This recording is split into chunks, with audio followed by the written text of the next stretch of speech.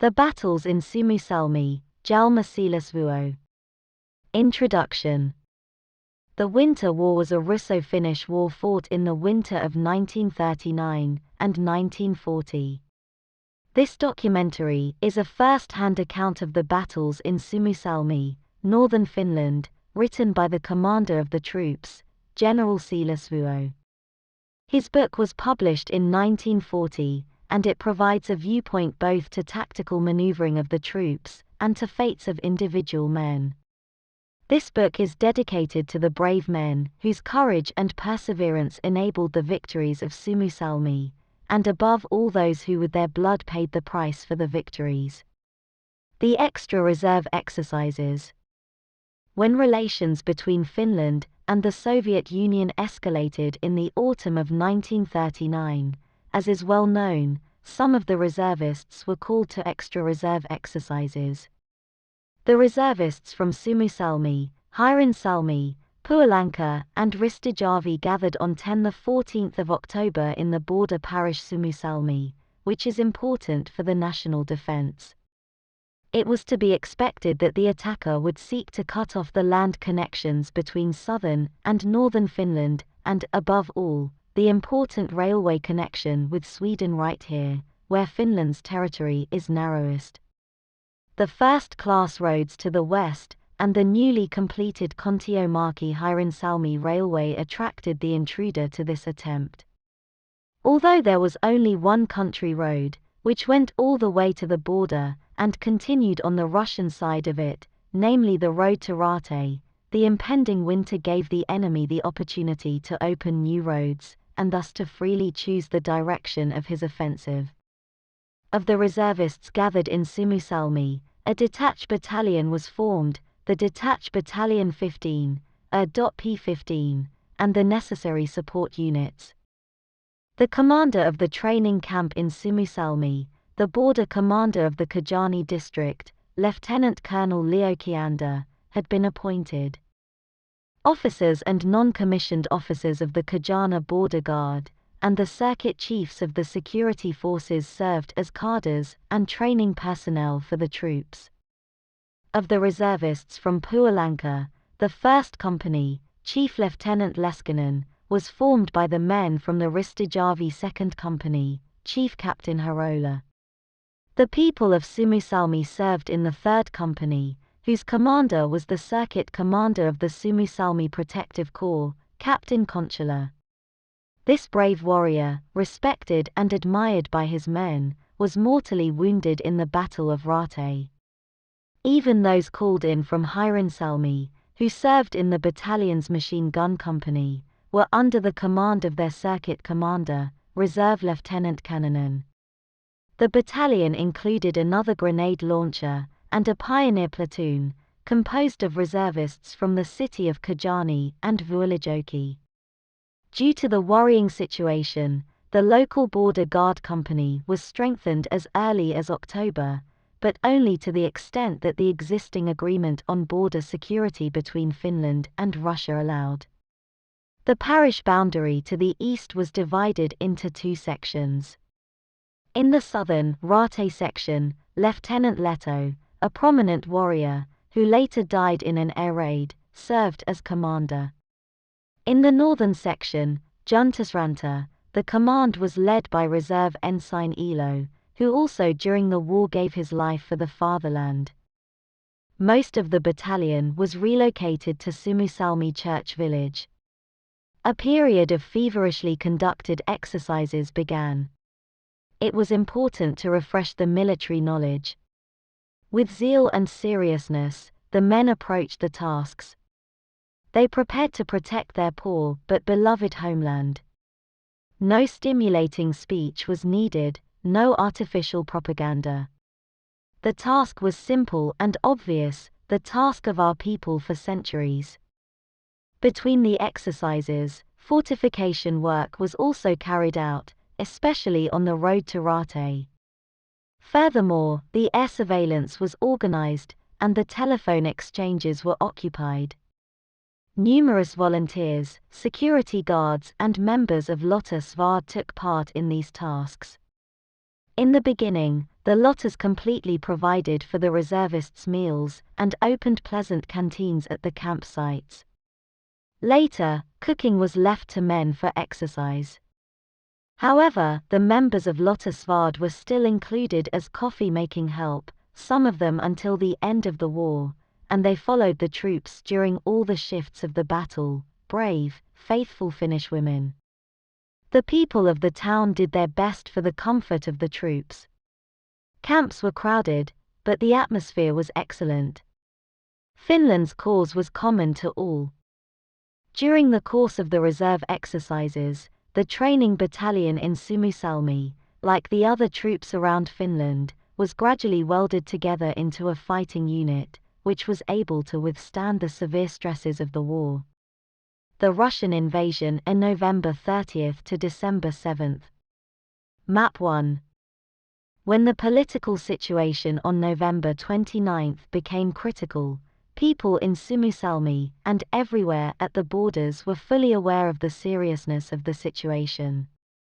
The outposts at the border were ordered to be ready for action. The battalion was still in Suomussalmi church village, 30 kilometers from the border. With feverish urgency, they proceeded to the final preparations. The support columns were prepared, cartridges, first aid units, and iron portions were distributed. The commanders mustered their troops. In the evening, people calmly rested with the knowledge that all forces might soon be needed. The Russians crossed the border.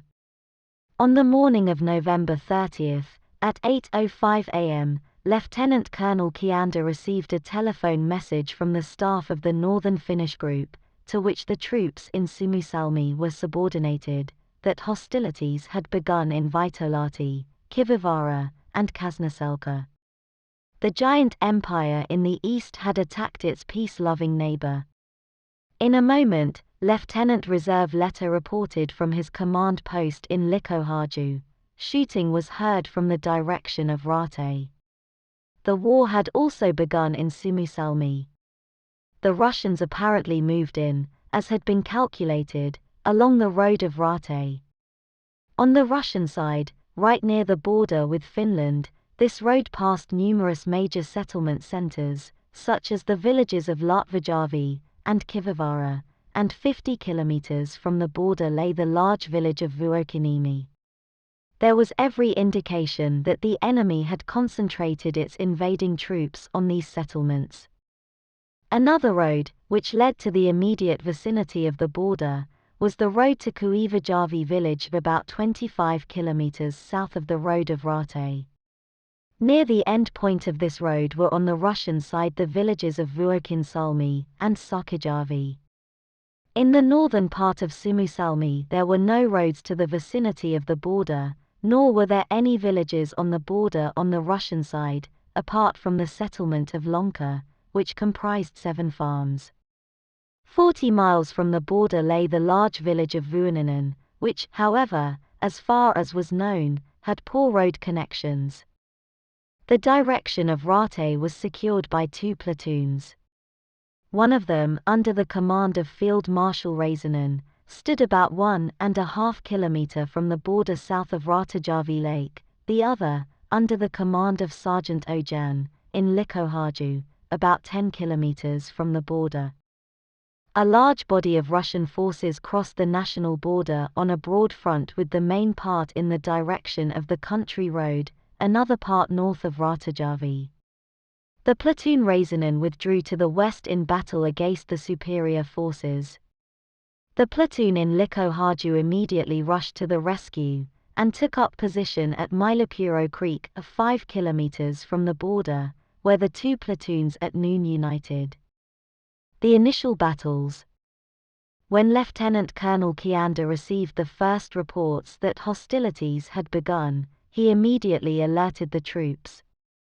Most of the battalion was sent on skis towards Raate. The 2nd Company under Captain Harola, reinforced with a machine gun platoon, set off at 9:00. It was followed by 1st Company under Lieutenant Leskinen, and a grenade launcher unit. On the orders of the Northern Finnish Group, Captain Konchala's company, and a half-platoon of the machine gun company remained in the church village as the group's reserve for the time being. All our troops were equipped with skis. The Russian forces that moved into Suomussalmi moved throughout on foot. Only at a later stage could one occasionally see individual Russian skiers, even entire units on skis. Alongside these military measures, the evacuation of the villages at the border began under the leadership of the police authorities. The difficulties were, of course, very great in this vast, sparsely populated parish. The border population did not have time to take any property with them. Cattle remained largely in the barns. All chores had to be abandoned. Only the necessary clothing was put on. The most important thing was to flee from the enemy, like our ancestors had done so many times. The eternal curses of the border. The government, trusting Finland's own will for peace, had not previously begun to remove the population from the border region. In these difficult circumstances, not nearly all residents had time to leave their homes before the enemy arrived. Some of the elderly, women and children fell into enemy hands. Reserve Lieutenant Leto, who led the battalion platoon's combat operations in the Rate section, successfully repulsed the enemy's first attack on the positions at Mailapuro. When a large enemy unit through a circumventing movement in the south threatened his position in the flank, he withdrew a bit after 15:00. In the afternoon, Captain Harola's reinforced company arrived on the Purisjoki line, about 10 kilometers from the border, and took up defensive position on the precipice. At dusk, the Reserve Lieutenant Leto's unit, which had been fighting against the superior forces all day, withdrew through Harola's line and gathered behind it at Likohaju farm. The bridge over the Purisjoki River was destroyed. Captain Harola was determined to repel all enemy attempts to advance against the church village. For all eventualities, a road and bridge construction company, which was under the command of Reserve Engineer Lieutenant Luostainen, was ordered in the evening to build up defenses along the lake basins east of Tainela. During the course of the day, minor enemy units from several different directions advanced towards Juntusranta, and forced Reserve Ensign Elo's unit, which only comprised about 50 men, to withdraw and take a stand behind the watercourse west of Juntusranta. The enemy force was estimated to be 1 company. The rest of Detached Battalion 15, ordered to Rate, arrived overnight at the defense post at Purisjoki. All machine guns went into firing positions, and the grenade launcher department prepared to support the defense. During the first day, the enemy in this section had advanced about 6 kilometers and reached Pavavara. In the northern section he had pushed about 8 kilometers forward to Juntusranta village. The beginning was not so scary. Our losses were only some wounded. The morning of December passed in the spirit of reconnaissance. Scouts and patrols kept the enemy under observation. It was important to find out in which direction his main forces advanced. In addition, the defense scaffolding was further expanded. At noon, an enemy cavalry patrol appeared in front of the Purisjoki line. Part of it was killed with gunfire, the rest fled. At 13:00, the enemy's grenade launcher and machine gun opened fire, and shortly afterwards the infantry attacked. However, the attack was averted by the fire from our troops. Not a single enemy managed to get past the forest clearing made on the east side of Purisjoki. The firefight lasted about 2 hours, after which it eventually stopped. The detached Battalion 15 had received its baptism of fire. It suffered no losses during this its first battle. Filled with confidence, the men waited for the enemy's next attempt. From the Juntusranta section come disturbing intelligence in the afternoon. The enemy had advanced all the way to Salavara, about 8 kilometers from Juntusranta. Our security department had retreated to Linnansalmi Sound, where the west shore offered good defense opportunities.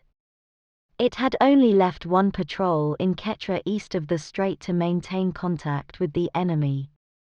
Due to the threatening situation, the former head of the district in Suomussalmi, Lieutenant Aan, was ordered to Linnansalmi to lead the defense in the northern section. The enemy's active behavior in this episode was something that had not been anticipated.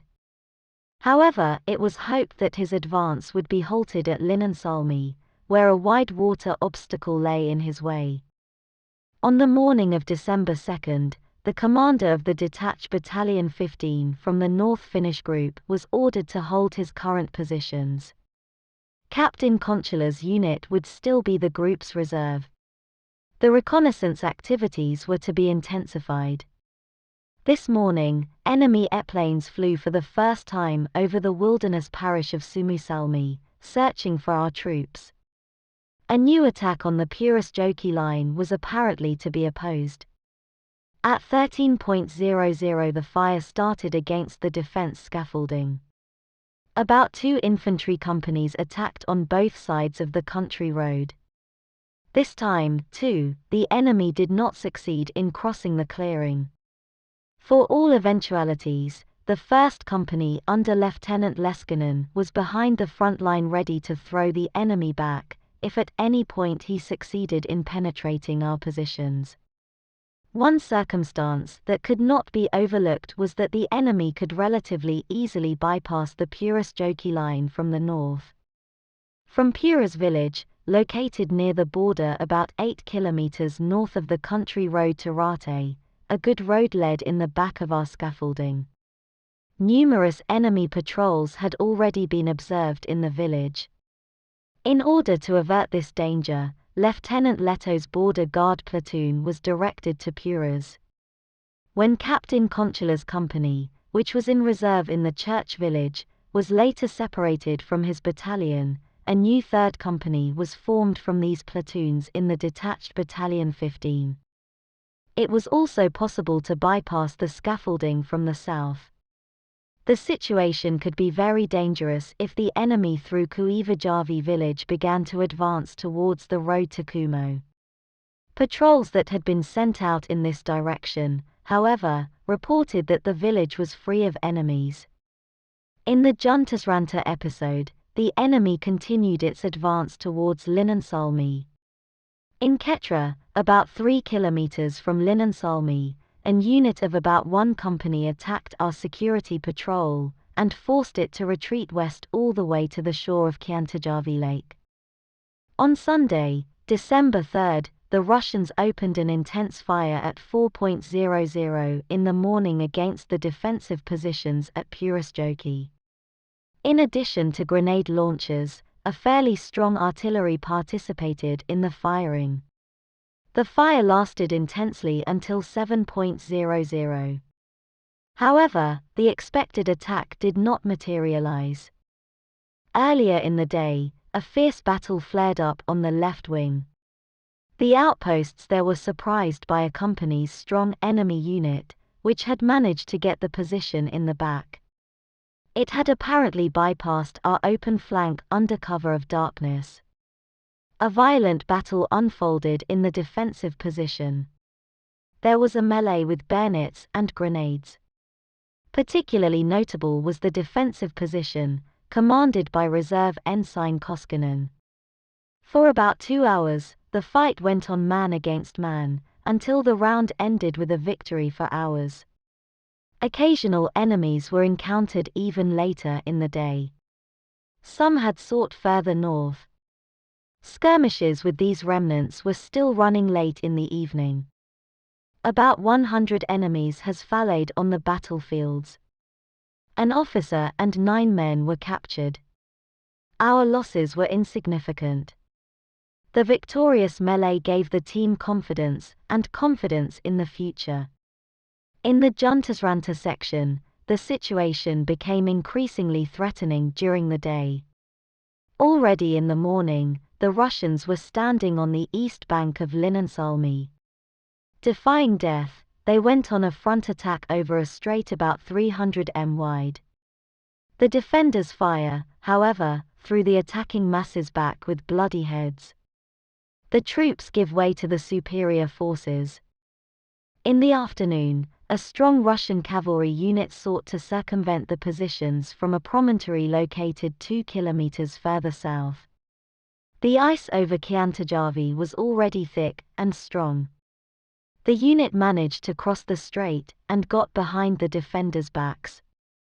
With a heavy mind, they have to retreat further and further west, towards the Suomussalmi-Kuusamo country road. During the retreat, the enthusiastic warrior and patriot, reserve ensign Elo, fell. The border guard soldier Tarkanen, who until the very end covered their retreat with his submachine gun, was left behind badly wounded at the battlefield at Suomussalmi. Shortly after the day's fighting had ended, the surprising report came that the Russians were once again attacking the positions at Purisjoki. On the north side of the country road, an enemy force of about 1 battalion attacked. Despite the intense fire of the defenders, the enemy managed to penetrate our positions. After consulting with the commander of the North Finnish group, Lieutenant Colonel Kiander, the battalion commander, decided to give up his position at Purisjoki, and during the night withdraw the troops to the scarcely fortified lake passes east of Tainela. This withdrawal was carried out during the night. For Suomussalmi, December 3rd was a truly black Sunday. When the situation escalated in this way, the commander of the Northern Finnish group decided to strengthen the troops in Suomussalmi. The 4th Battalion of the Field Supplement Brigade IV'd KEPR arrived from Kajaani city, most of them already on Sunday evening. The battalion commander was Reserve Captain Vahanen. Of these reinforcements, 2 companies and 2 machine gun platoons were subordinated to the commander of the detached Battalion 15. 1 company and a machine gun platoon were assigned to Captain Konchala's division, which was still in the church village as the Northern Finnish group's reserve. After the reinforcements arrived, the commander of the detached Battalion 15 intended to advance again towards Purisjoki to defeat the enemy, which had invaded our positions there. For this purpose the following day a platoon was sent under the command of Reserve Ensign Helenius in the direction of the country road to the east to make contact with the enemy. The platoon reached as far as Likohaju, where it took up position on both sides of the country road. The good commander of the platoon later suffered heroic death in the front of his men in the Battle of Hulkaniemi on December 27. Monday passed in preparation for the impending attack. It was important to clarify the grouping of the enemy forces. The scout patrols found that the enemy who had penetrated the positions had advanced about 2 kilometers, but had then withdrawn. In accordance with the order he had received, the commander of the detached Battalion 15 in the evening gave orders for the advance. The fortified battalion was to advance on the morning of December 5 to Purisjoki and drive out the enemy. In the northern section, the enemy continued its advance on Monday. In the morning Lieutenant Ann withdrew, with his division back to the terrain east of Palavera Farm, and was now only about 1 kilometer from the country road to Kuusamo. At the initiative of the Northern Finnish group, a platoon under the command of Reserve Ensign Vuoristo had been sent to Aaron's assistance. On the morning of December 4, this platoon was in Kapila, located by the country road to Kuusamo, about 5 kilometers south of Palavera. The reconnaissance had indicated that the enemy had at least 1 infantry battalion, a small cavalry unit, and a grenade launcher unit. The enemy's violent pressure continued. Our troops had retreated to road to Kuusamo and further in the direction of Suomussalmi. In Kapila, our security units were once again set up for defense. In this serious situation, the commander of the northern Finnish group decided that a company located in Kuusamo, Company Karainen, from Piespajärvi would advance in a southerly direction to attack the back of the enemy forces, which had advanced from Juntusranta. The attack was to be launched on the morning of December 5. Early in the morning of December 5, the reinforced detached Battalion 15 grouped forward. Reports had been received from the security units of both wings that no hostile activity had been observed. When the troops had set off, a fierce cannon thunder began to be heard from the east. The enemy had attacked our security units. When the first men from the battalion reached Mantila Farm, it was shelled with artillery. Despite the fire, the second company, which under the command of Captain Harola took the lead, continued its advance to Likoharju, where the enemy was harassing Reserve Lieutenant Helenius' platoon. The company spread out and took up the fight. The main part of the battalion, 3 companies and 6 machine guns, grouped for attack on the north side of the country road near Haminvara Farm. The intention was to hit the enemy into the flank from here. The advance in the terrain was difficult. The troops must cross a deep gorge that blocked their way. Only when it began to get dark was everything ready.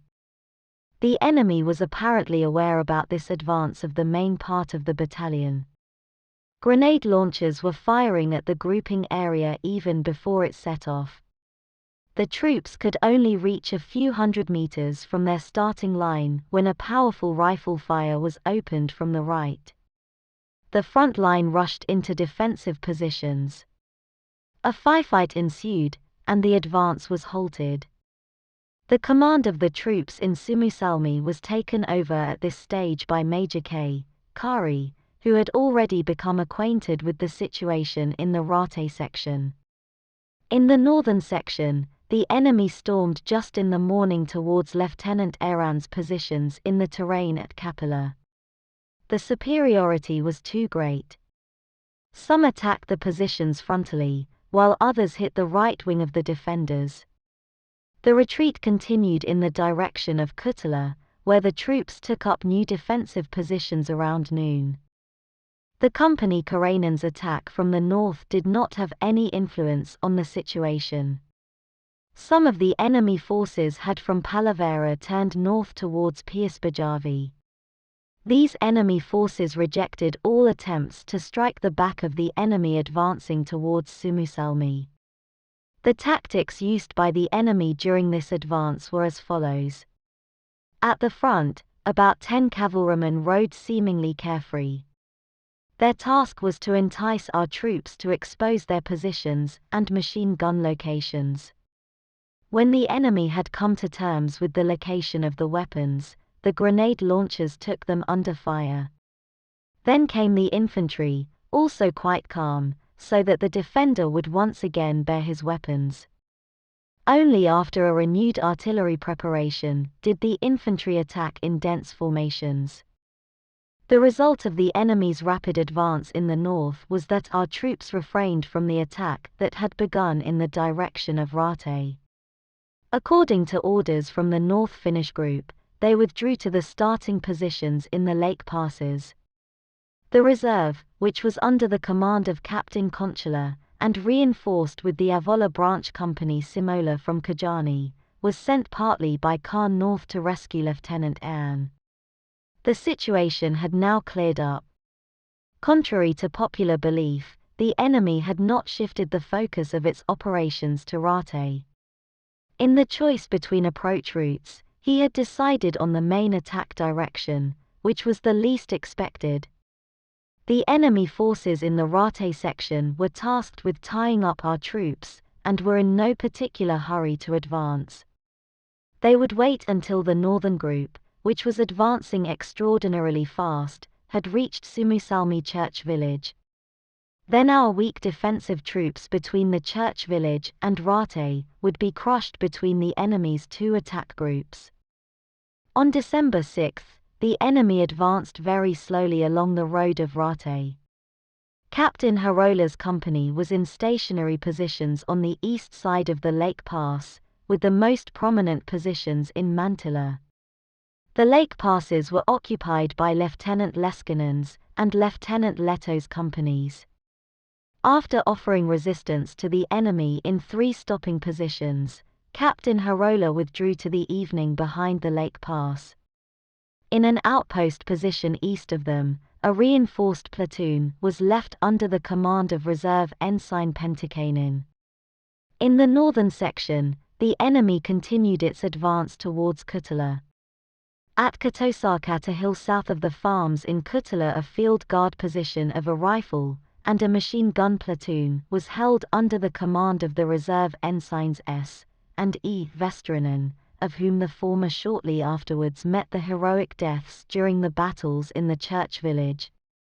The actual defensive position, where Captain Conchula was in command, was about 2 kilometers further back, and was occupied by a rifle company and 3 machine guns. Early in the morning, at about 6 a.m., the enemy came into contact with the field guard. It was only after 2 hours of fighting that the outpost forces gave way, still fighting in the middle ground in front of the defensive positions. At about 10 a.m., the enemy approached the defensive positions. The artillery began to prepare for the attack. In the morning, Captain Conchula had sent out 2 reconnaissance platoons against the enemy's wings. One of these, led by the border guard Sergeant Kartimo, encountered an enemy unit of about a company east of the country road. During the battle that unfolded, Kartimo had to pull aside. He sent his company a report on the incident, but the messenger Corporal Pusula fell on the road, and the report did not arrive. This resulted in the enemy being able to circumvent the positions at Kutula. The on-site company commander, Reserve Lieutenant Heikkinen, had no doubt opening fire on the enemy unit, which was about 50 meters away. The wise and brave Reserve Ensign Karjalainen, who later fell in the Battle of Hulkaniemi, fought with his platoon south in the direction of the country road. The others withdrew to the west and also happily came over to friendly territory. The troops gathered in the evening in new delaying positions, located about 3 kilometers from the previous ones, at the height of Kotajavi Lake. December 6, the Finnish Independence Day, this time was the exact opposite of a holiday. A difficult decision had to be made. The church village must be left to the enemy, and the scattered troops gathered for defense south of the watercourse Niskanselka-Haukapera. Otherwise, the forces were threatened with certain destruction, and the road to the west would be fully open to soon-to-be united enemy groups. Major Kari submitted his decision to the group commander, who gave his approval. The troops received instructions in the evening to retreat behind the waterline. During the night until December 7, Captain Harola remained in his positions in the lake pass. At 9 o'clock in the morning, the Russians attacked the outposts. A dense group of about 50 men approached the scaffolding. Only when they were 100 meters away did the defenders open fire with all the weapons. Almost the entire enemy unit was destroyed. When the enemy started a circumferential movement from the south, the outpost force withdrew to the defensive positions as ordered. At 14:00 the enemy approached the lake pass. The dense group, which included about 25 men, had to move undisturbed all the way to the mined bridge between the lakes. When the bridge exploded, about 10 enemies flew into the air with it. The rest were destroyed by fire. Patrols had also been left on the side of the roads, opening a surprising fire at the flanks of the advancing enemy line. In the northern direction, the enemy rushed with great force against the Kotajavi defenses in the morning. The defenders retreated about 1 kilometer. The company Leskinen, detached from the Rate section, was now sent to help Captain Conchula and set up a defense in the areas of the Kailanmaki crossroads, about 9 kilometers north of the church village of Suomussalmi. Its task was to by all means prevent the enemy from entering the church village before 7 p.m. Soon the rear position at Kotajärvi must be abandoned, as the enemy threatened our flanks. Lieutenant Leskinen's and Reserve Ensign Samola's companies then sought to stop the enemy, and his first attack on Kailanmäki's crossroads was repulsed without difficulty. Soon the first tanks appeared, driving at high speed on the country road. Even the enemy artillery had taken up firing positions. With stinging hearts, our troops must retreat again. The retreat took place in the direction of the country road under very difficult conditions. The troops were incessantly harassed by the tanks, and had neither weapons nor mines that could handle these monsters. Many brave warriors, among them Reserve Ensign Haler, met death during this gloomy retreat. Harola's department also eventually withdrew during the evening. Around 23:00, the troops had taken up positions on the other side of the waterline Niskanselkä-Haukupera. Measures for the evacuation of the church village had partly been taken already before. However, the actual evacuation did not take place until this last day.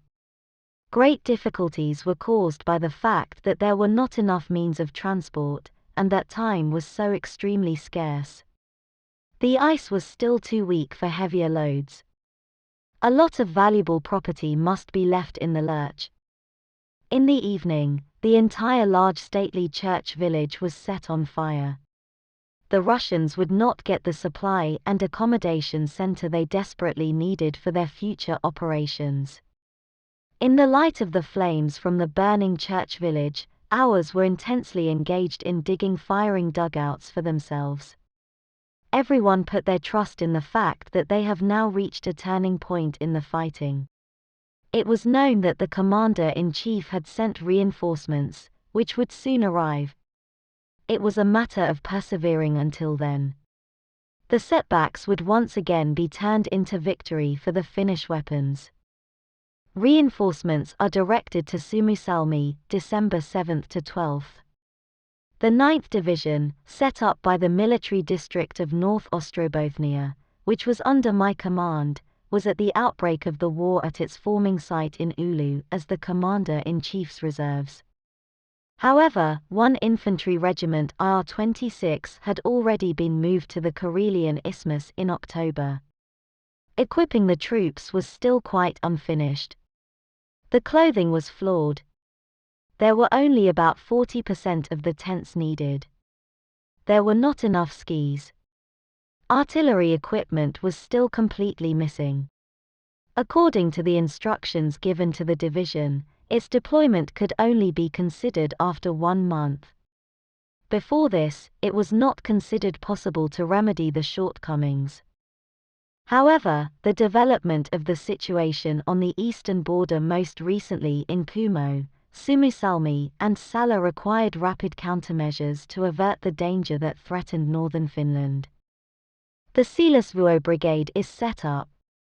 As early as the 4th of December, the Vuokko Brigade, set up by my division, whose body consisted of IR-25, was sent to the Kumo front and subordinated to the northern Finnish group.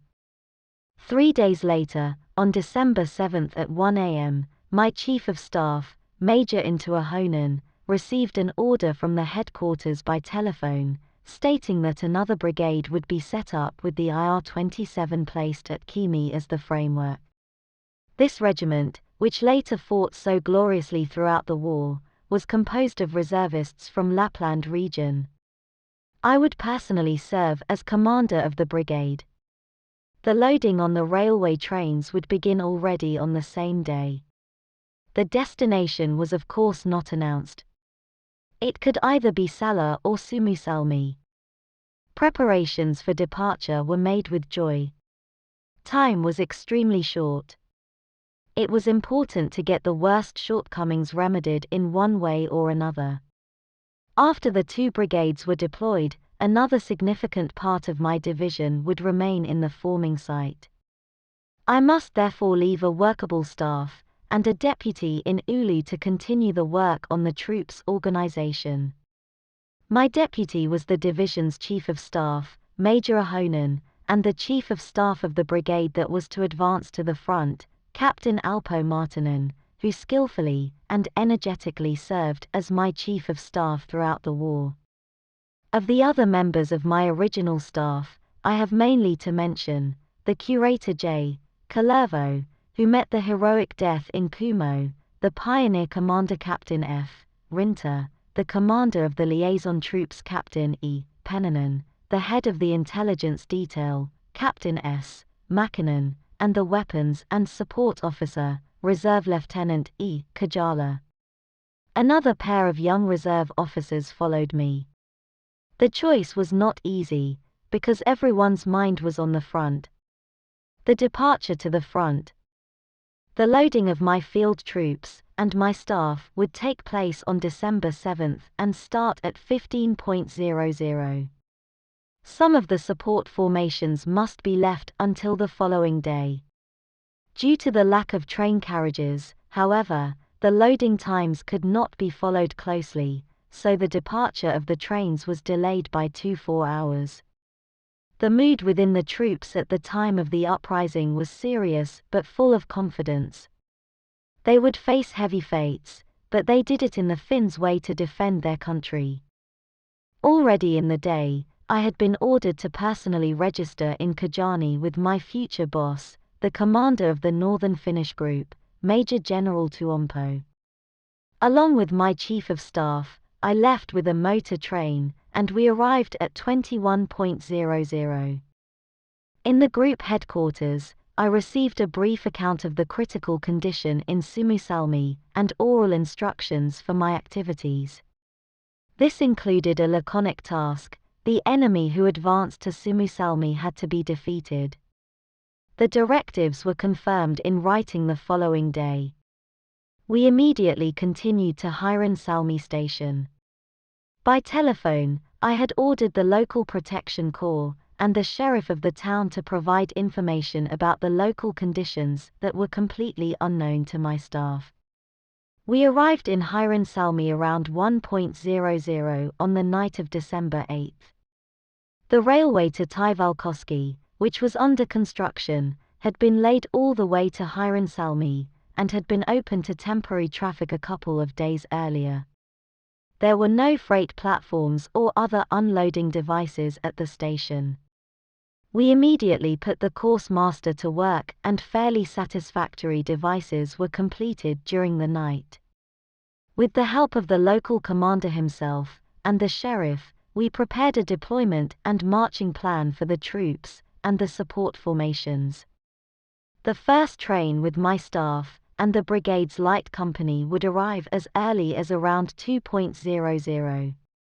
However, the train was not heard, and no message on the cause of the delay arrived. The following trains were supposed to come with about 2-hour intervals. The wait was painful. Due to the critical situation, I had hoped to be able to transport some of the troops by car to Suomussalmi, even during the dark hours of the day, where reinforcements were impatiently awaited. We stopped at the station office to wait for the trains, or at least for information about them. The station was run by a single young official. His lot was not enviable. He had to take care of the telegraph, the telephone, the ticket office, and the train dispatch all alone. In the yard stood evacuation trains, filled with people and cattle. The waiting room was full of refugees. We waited for the troop transports. The last hours before the morning we slept in the bachelor room of the station clerk next to the office. The clerk himself snoozed between deliveries at the station office desk. In the morning, a telegram arrived announcing that the first transport train had collided with a freight train near the Jarlanka stop. The entire Oulu-Kontiomaki section was blocked as a result.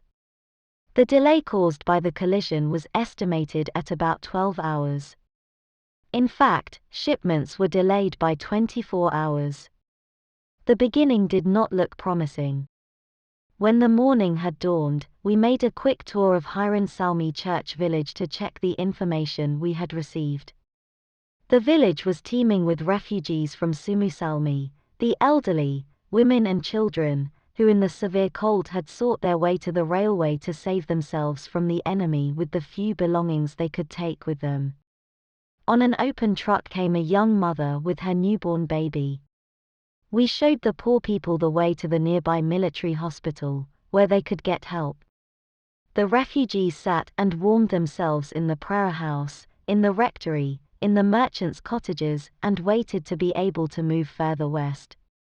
The displaced cattle filled roads and paths, the cows stood trembling with cold in the courtyards. The atmosphere was calm but oppressive. The residents of Suomussalmi also prepared to leave. Evacuation orders had just been issued. The merchants distributed their goods free of charge. The most valuable property was transported to the railway station. No one dared hope that Suomussalmi would escape hostile invasion. While I was waiting for the military trains, I drove that day to the head of the section, Major Kari. His command post was located in a small miserable croft about 5 kilometers from Haukapera ferry towards Suomussalmi.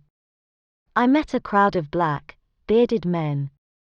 They had not been allowed to sleep for many days, and the uneven, heavy struggle had left its mark on them, but who were still determined to fight the enemy's attempts across the water until the last minute.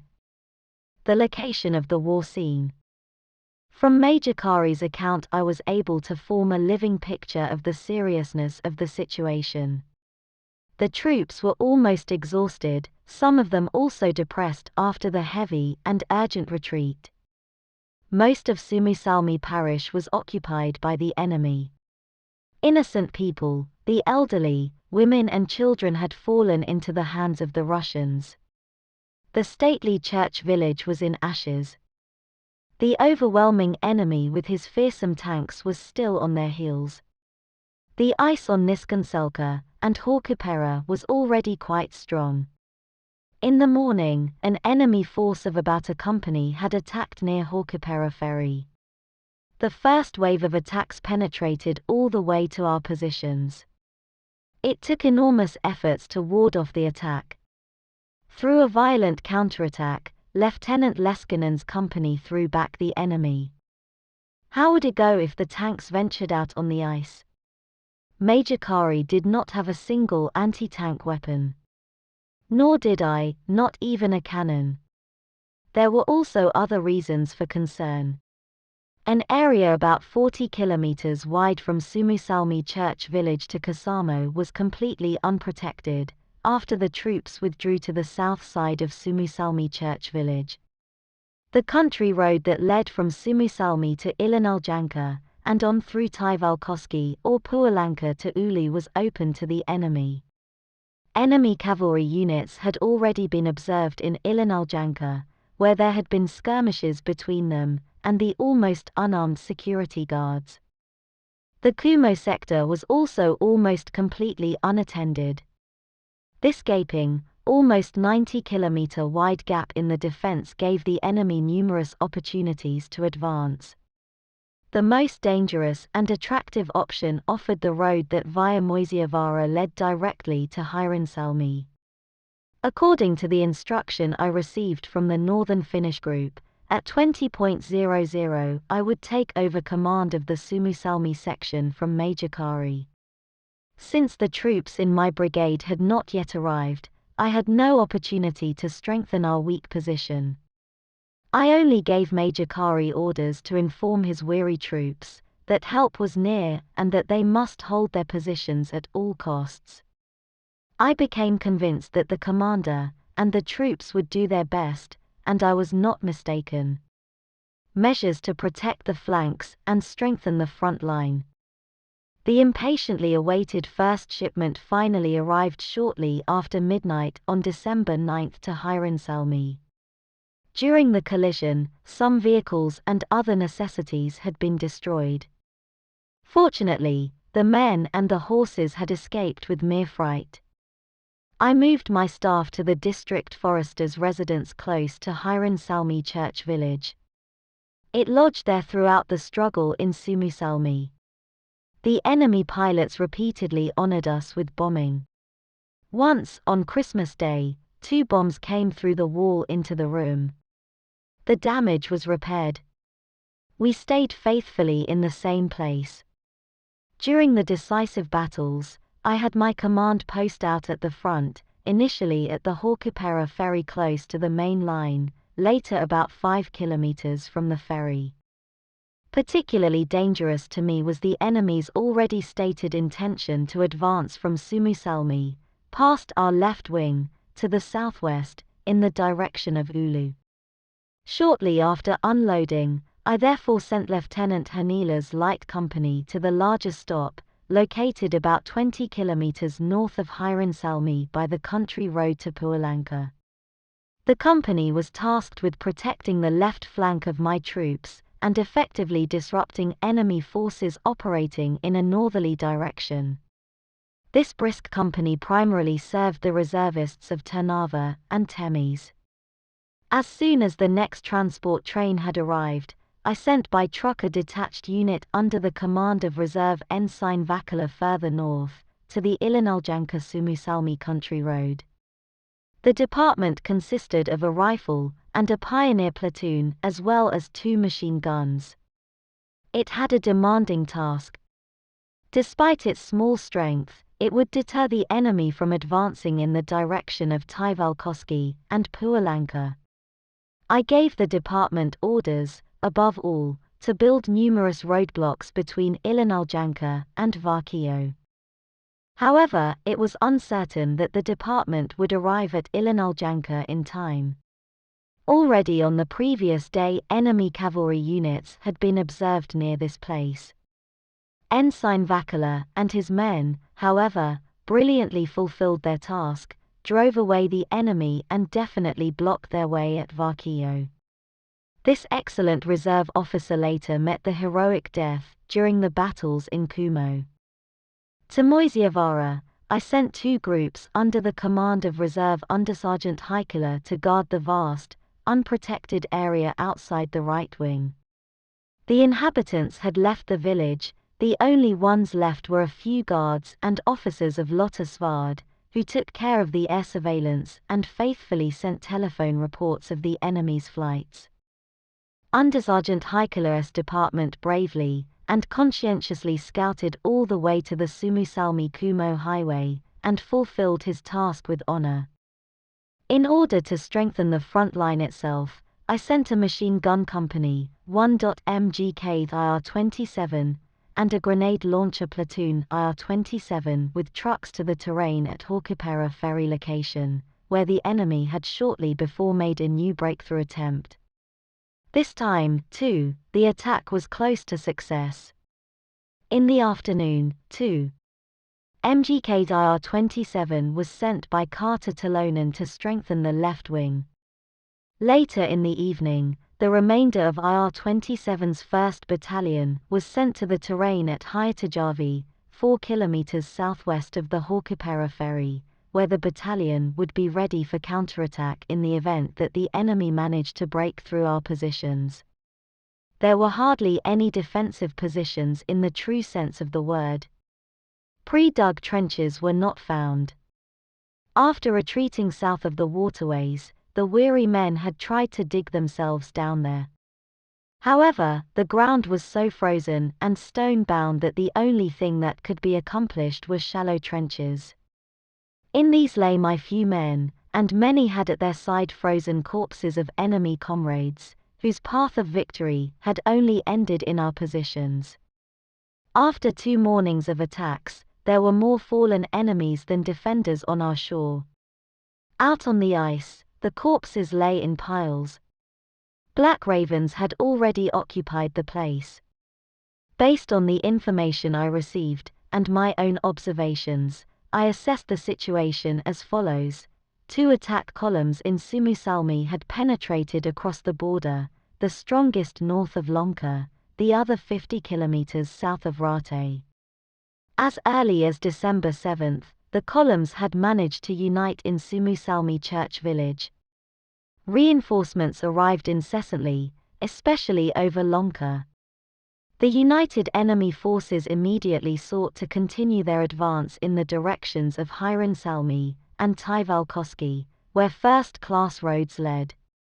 There was no reliable information about the enemy's strength. Soldiers from 2 different regiments, artillery, tanks and cavalry units, had been observed. In any case, my own troops were weaker, and at least so far had no artillery. Only later did it turn out that the Russian forces deployed against Suomussalmi consisted of the 163rd Division, reinforced with cavalry and armored forces. Across Juntusranta, the infantry regiment IR-662 moved in, some of which, however, took off against Kasamo and IR-81. The column included about a battalion of cavalry and tanks. Over Rate came IR-759 and a scouting unit, attacking the church village December 10 to 25. Map 2. Under the prevailing conditions of power, I had no other option but to separate the united enemy columns, to strike a wedge between them, and then to operate on the inner lines, first against one, then against the other enemy group. Attack plan and advance.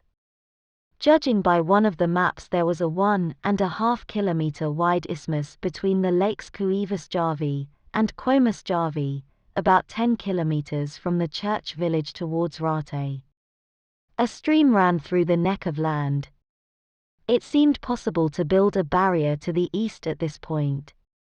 Reconnaissances indicated that the enemy had not occupied the northern shore of Kuivasjärvi. Consequently, it should not offer greater difficulty to penetrate the neck.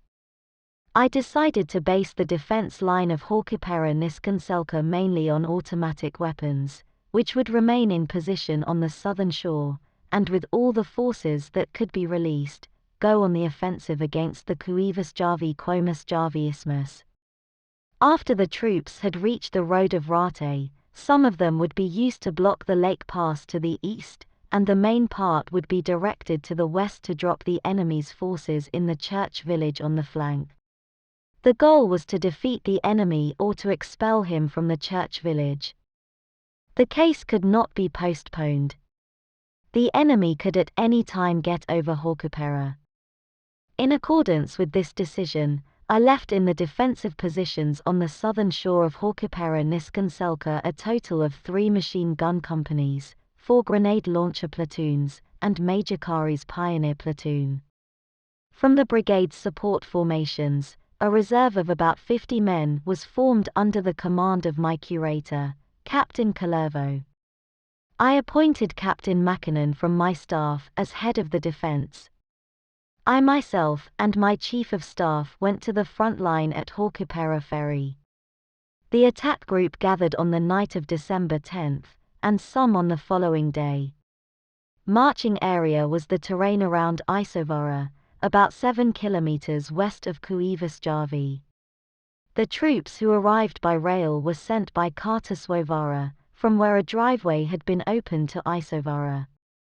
While it was possible that the enemy would also renew the attempt to overtake Haukipera in calm December, the troops under the command of Major Kari and 1st IR-27, which was in reserve at Hiitajärvi, were not transferred to the marching area until the evening of this day.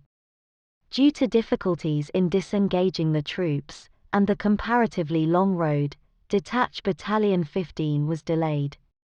It was allowed to remain at my disposal in the terrain at Hiitajärvi for the time being. In order to be able to bind the enemy forces that existed at Hulkaniemi during the attack, the light company was ordered to move closer to the front, to Talonen, in December 10. The commander of IR-27, Lieutenant Colonel or later Colonel Makiniemi, was appointed as the head of the attack group. The following attack grouping was ordered: in the front IR-27, width about 600 meters, depth 500 meters, immediately behind IR-27 the Department Consular, which consisted of the company's computer and simola, as well as a machine gun and a pioneer platoon. As a reserve for Markkinniemi, the 4th Supplement Battalion LIV'd KEPR would follow under the command of Major Manusmarki.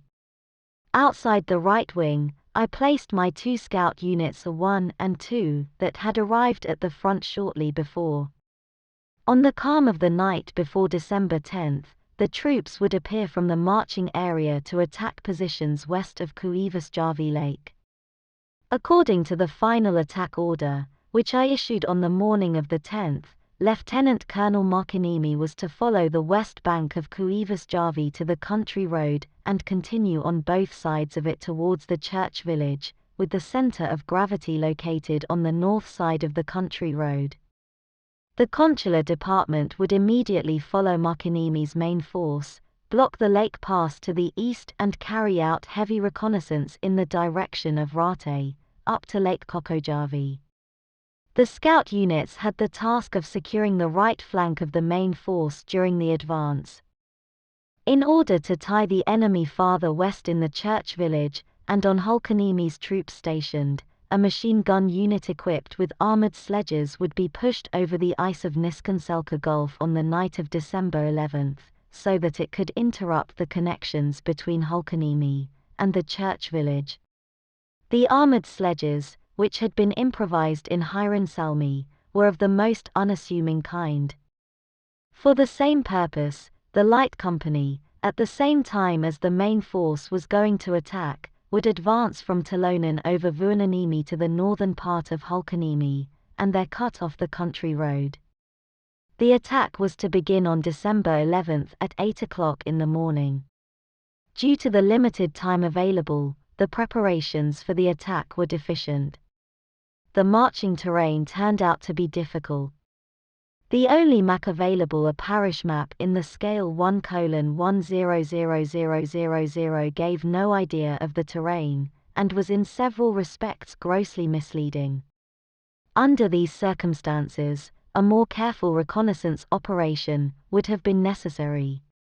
Lieutenant Colonel Markkinniemi also asked me to postpone the attacking company until the following day. In my opinion, however, the situation around Haukapera's ferry situation was such that it could only be saved by a rapid attack. Since December 8th, the enemy had day after day sought to penetrate Haukapera.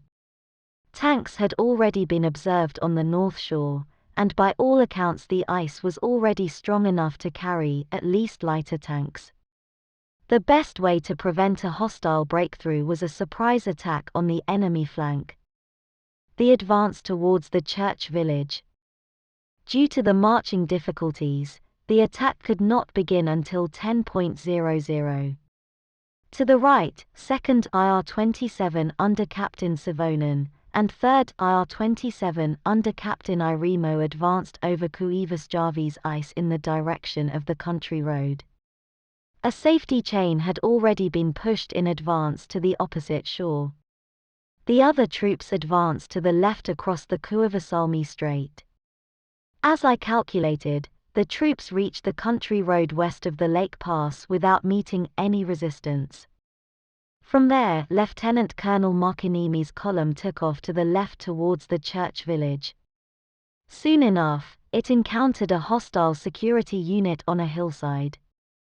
In the front line, 1st IR-27 now advanced to the right of the country road under the command of Captain Lassila, to the left of that Captain Savonen's battalion, a 2nd IR-27. The enemy was driven out by a determined onslaught. The advance continued on both sides of the country road. The enemy units were driven back to the church village. When Battalion Lassila had advanced about 3 kilometers, it encountered 6 enemy trucks on the highway, filled with soldiers. Some of the enemies were killed, the rest were captured. The commander of the leading company, Reserve Lieutenant Katainen, got into a duel with a Russian captain, who had been in the first car, and emerged victorious. Later, during the fierce battles of Kumo, he also fell on the battlefield, having led his company in many victorious battles. In this skirmish, R-27 suffered its first losses. The soldier Vainosori gave his young life for the fatherland. About 3 kilometers east of the rectory, the country road rises up a high hill. When our main line in the twilight began to ski up the hill, it was met by intense fire from numerous machine guns and automatic rifles. Under the influence of our fire, the enemy withdrew up the hillside. As our troops continued their advance, the enemy opened fire again from higher up the hill. After a while, the enemy went on the counterattack on both sides of the country road. In the dark, dense enemy units rushed close to our lines. There was a fierce melee with hand grenades, pistols, even bayonets. The enemy was repulsed with considerable losses. When the counterattack was averted, midnight was long gone. The men were completely exhausted. I ordered Lieutenant Colonel Markinimi to continue the attack at dawn. R-27 had passed its first day of battle with honor. The success spurred the men. It was important to show what the men from the high north were capable of during a stressful winter war. The night was difficult. Clothes and footwear had become wet during the day. Towards nightfall, the cold increased in strength. The enemy was so close that no log fires could be made, and the men suffered badly from the cold. They were hungry too, for the support convoys had not been able to keep up. The consular department had to arrange its defense on the Kuivasjärvi-Koimasjärvi neck quite undisturbed, and began to energetically build roadblocks. The Kuomasjoki River, which flows through the isthmus, is strictly only a small stream. However, the beaches are quite steep. Although the river did not pose a serious obstacle, it was intended to keep the enemy to a significant degree, and to facilitate the guarding of the position, especially as it remained ice-free until the end of December. According to orders, the light company had moved to Hulkaniemi in the morning via Vuonaniemi. Near the country road it met a hostile camp, which it attacked. The enemy was significantly superior, and eventually received reinforcements. Lieutenant Hanila therefore considered it best to withdraw his company to the starting positions in the terrain around Talonen. In order to facilitate the advance, I gave the detached Battalion 15 orders to advance to Hulkaniemi in the morning to cut off the connection between Hulkaniemi and the church village. Hanila's light company would also take part in the attack. To immediately support Lieutenant Colonel Markinimi's attacking company, Captain Kalervo's division over Horkipara's ice would seek out a point east of the ferry and destroy the enemy nests observed on the shore by advancing west. Captain Makinen's subordinate grenade launchers were ordered to fire at the enemy in front of Markinimi's attack group. All the troops at my disposal had thus been put into operation. The advance began after grenade launcher preparation at 8:30 while it was still dark. In the front line were the battalions of Captain Savonen and Captain Irimo. The enemy still held its position on the hill.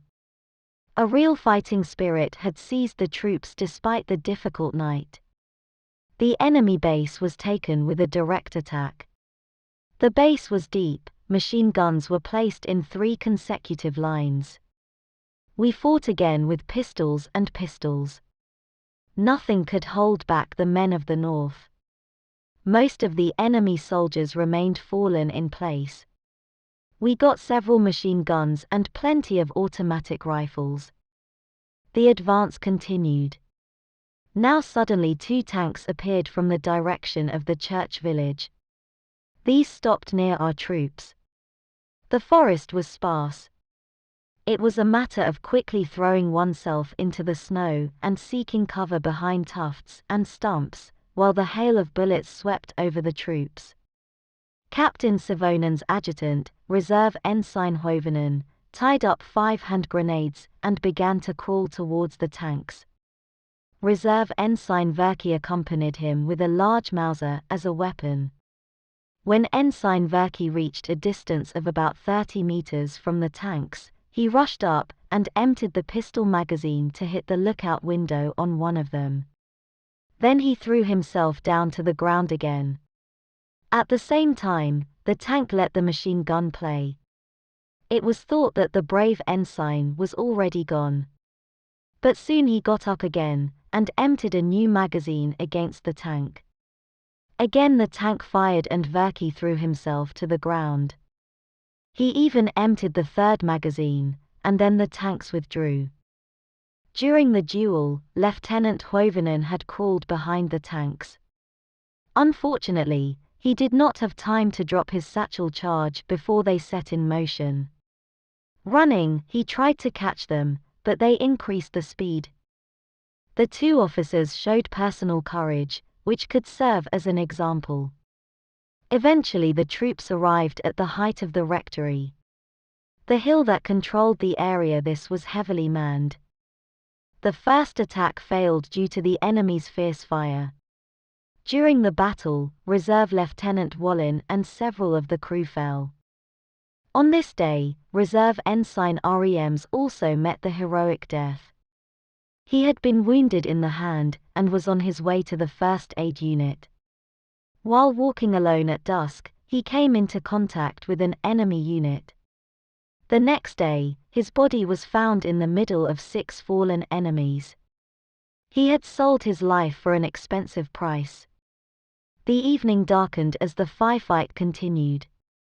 Gradually the fire of the enemy ceased, and as the troops carefully proceeded, it turned out that the hill was abandoned. Troops set up security in the direction of the church village. Campfires were made in the forest, where the troops were allowed to warm up, as the temperature was dropping again. The support convoy had also arrived, and the hungry men were finally given warm food. With his small squad, Captain Kalervo had on the day fearlessly attacked over Horkipra's ice, but the attack failed due to the enemy's fierce machine gun fire. The detached Battalion 15 under Captain Harola and Lieutenant Hanila's light company reached their goals after great efforts. Today's war booty consisted of dozens of machine guns and automatic rifles. During the day, the enemy's activities in the air were very intense. Among others, Suomussalmi station was bombed, while a military train was being unloaded. Lieutenant Colonel Markinimi's column was also subjected to violent airstrikes. During the advance, some enemy nests had escaped the destruction. Nor had effective roadblocks been created yet. The tanks still made raids all the way to the vicinity of the rectory. Opposite my command post, the enemy on the north bank of Horkipera had a pair of machine gun nests, which prevented movement across the ice. I had on hand only a small department of military police under the command of Police Officer Aino Kaipainen. I showed him where the enemy was. The task was not part of the military police's duties, but Kaipainen did not hesitate. Under cover of twilight, his unit silently advanced across the ice, destroying the hostile neighbors in a blink of an eye. The Markinimi department was then able to use the Suomussalmi country road as a supply road. On the evening of December 12, I ordered the Markinimi department to complete the conquest of the church village the next day. It had turned out that the enemy had bitten into the ruins of the burnt-down houses, behind the stone bases, and in the cellars. By all accounts, they had also received reinforcements from the Hulkanimi side. I had Lieutenant Colonel Markinimi's division reinforced with the Grenade Launcher Company, which had been stationed south of the lake line. The company was immediately moved to the north side of the watercourse to support the attack on the enemy nests. The detached Battalion 15, and the Light Company, which after dark had returned to the south side of the watercourse, on the evening of December 13 received orders to advance again towards the same goal as before. The detached Battalion 15 reached the country road to Kasamo, about half-kilometer north of the southern shore of Hulkaniemi.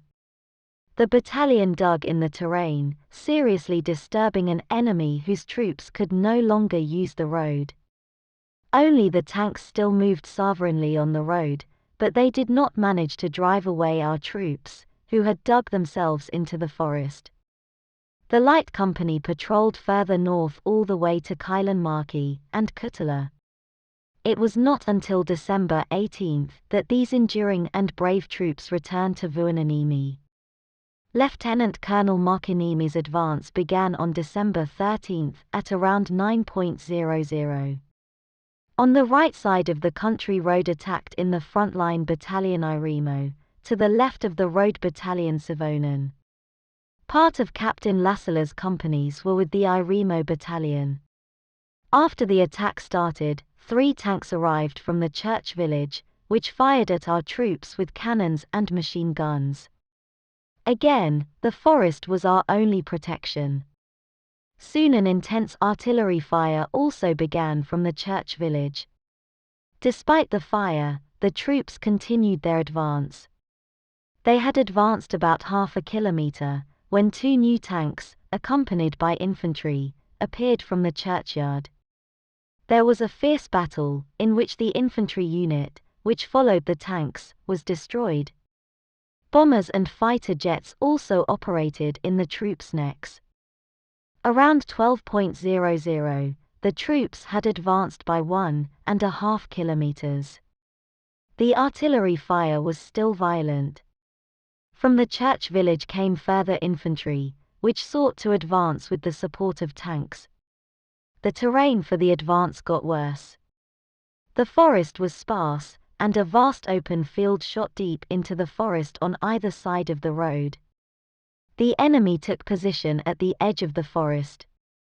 Captain Savonen took 2 companies under his command, bypassed the open field and drove out the enemy infantry unit.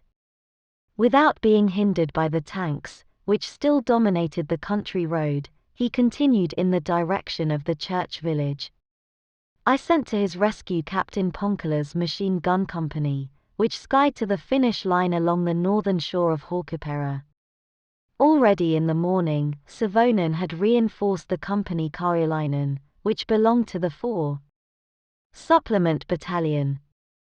After energetic efforts, Savonen reached the outskirts of the church village and occupied some farms.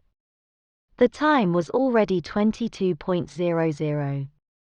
The advance continued, but the enemy aimed an extremely intense machine gun fire at the attackers. Soon the enemy also deployed cannons for direct fire in the battle. The attack had to be stopped gradually, especially as the troops had not been connected to the Irimo Battalion, which was to advance on the right side of the country road. A security was placed and roadblocks were erected in order to prevent the movements of the tanks. During its advance, the Irimo Battalion had reached a swamp, which spread eastwards from the country road. The enemy had occupied the opposite edge of the marsh, and tanks on the country road maintained an intense fire. The battalion could not advance all day. To help it out, Captain Lassala had made a detour on the right side of the marsh. In the forest, his battalion had encountered several enemy patrols, destroyed or dispersed them. However, it did not succeed in dispelling the enemy force in front of Captain Irimo. The enemy knew he could withstand and receive reinforcements from Rate direction, and this was apparently intended to increase his fighting spirit. Our scout machine observed during the day that numerous enemy columns were approaching from the east. Under these circumstances, a rapid success in the church village was highly desirable. The struggle for the burnt-down church village. At dawn the following day, December 14, the attack resumed. Battalion Savonen initially managed to advance in the church village area. The terrain was open. A murderous fire from all weapons was aimed at the attacker. During the fierce battle, the brave commander of the 4th Company, Lieutenant Parvalainen, fell. He was just in the chain advising his men when a machine gun shower hit him. Lieutenant Parvalainen was an old proven warrior, and had already excelled in the Finnish Civil War, and on expeditions to Vienna Karelia and Ornus. Reserve Lieutenant Palo, the 6th Company's fearless commander, was severely wounded. By order of Lieutenant Colonel Markaniemi, Savonen interrupted his attack until Battalion Irimo arrived in line with him. This happened already in the afternoon. Captain Lassila had been ordered to advance towards the church village directly from the east, on the right side of the Irimo battalion. The battalion made a detour through the forests and reached the eastern edge of the church village. The attack began at 1 p.m. Here, too, the enemy had become entangled in basements and ruins. The first farms were conquered after violent resistance. By then it was already dark. The battalion's losses were significant. Among others, the platoon commander, Reserve Ensign Morty Sankala, fell when he stormed towards the enemy positions at the head of his squad. At 6:30 p.m., a joint attack by Savonen and Irimo began on both sides of the country road. Despite the enemy's intense fire, the troops reached almost all the way to the crossroads in the center of the church village. It already seemed as if the fate of the church village had been sealed, but suddenly all the weapons of the enemy opened a furious fire, which forced the attackers to withdraw. The fiercest fire came from the cellars of the burnt-out courtyards, partly from an area that our troops had already taken possession of. In this battle inside the village, the fearless company commander of Irimo's battalion, the Lieutenant Kaliamaki, fell, who, without seeking cover, went around instructing his boys. Many honest Kittila warriors followed their circuit leader in death. Even the platoon commander of the 7th Company, Reserve Ensign Ruokalati, fell on this occasion. The enemy advancing from Rate showed activity already on the 14th of December. A force of about 50 men this day sought to bypass Kuivasjärvi from the north. The attempt was repulsed. However, the front must be extended. Captain Makinen, who now led the defense at the Lake Isthmus, was given one machine gun platoon as reinforcement. The battle for the church village continued the following morning. In brave competition, the companies stormed the open space in the village and pushed over the ruins to the vicinity of the roads that led to the ferry. The enemy had bitten into the basements. It took courage and perseverance to conquer them. The Jaeger Lieutenant Lane, who had already come of age, stood out in particular, who did not even throw himself to the ground in the worst of the hail of bullets, but made sure his men took cover. "This war is the third I've been through, and I do not intend to die in my bed," he used to say, when he was blamed for his foolhardiness. He died in spite of it in his bed after catching a thorough cold during the Battle of Rate. As an example of the spirit of leaders and troops, I will mention a couple more cases of the stages of this village battle. The commander of the 3rd Company, Reserve Lieutenant Laulajanin, destroyed an enemy nest by climbing on its roof, and from there throwing down a bunch of hand grenades through the air valve opening. Not even the wounded wanted to leave the line. Reserve Sergeant E. Peltari received 3 bullets in the body, went to the platoon first aid and was tied up, but came back again to continue the fight.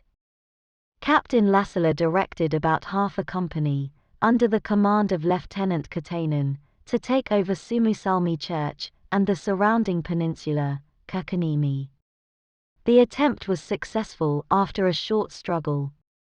From Kakaniemi they had a good opportunity to intervene against hostile troop movements on Kiantajärvi Lake, and to keep Hulkaniemi under observation.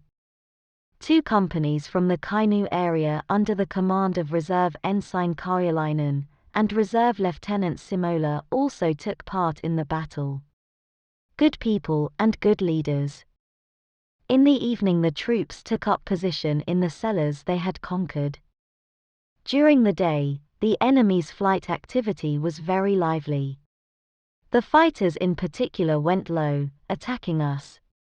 Only now did we receive our first anti-aircraft machine guns.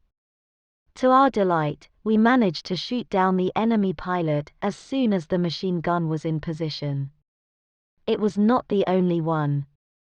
Between December 16th and 19th, the firefight continued with great violence in the church village.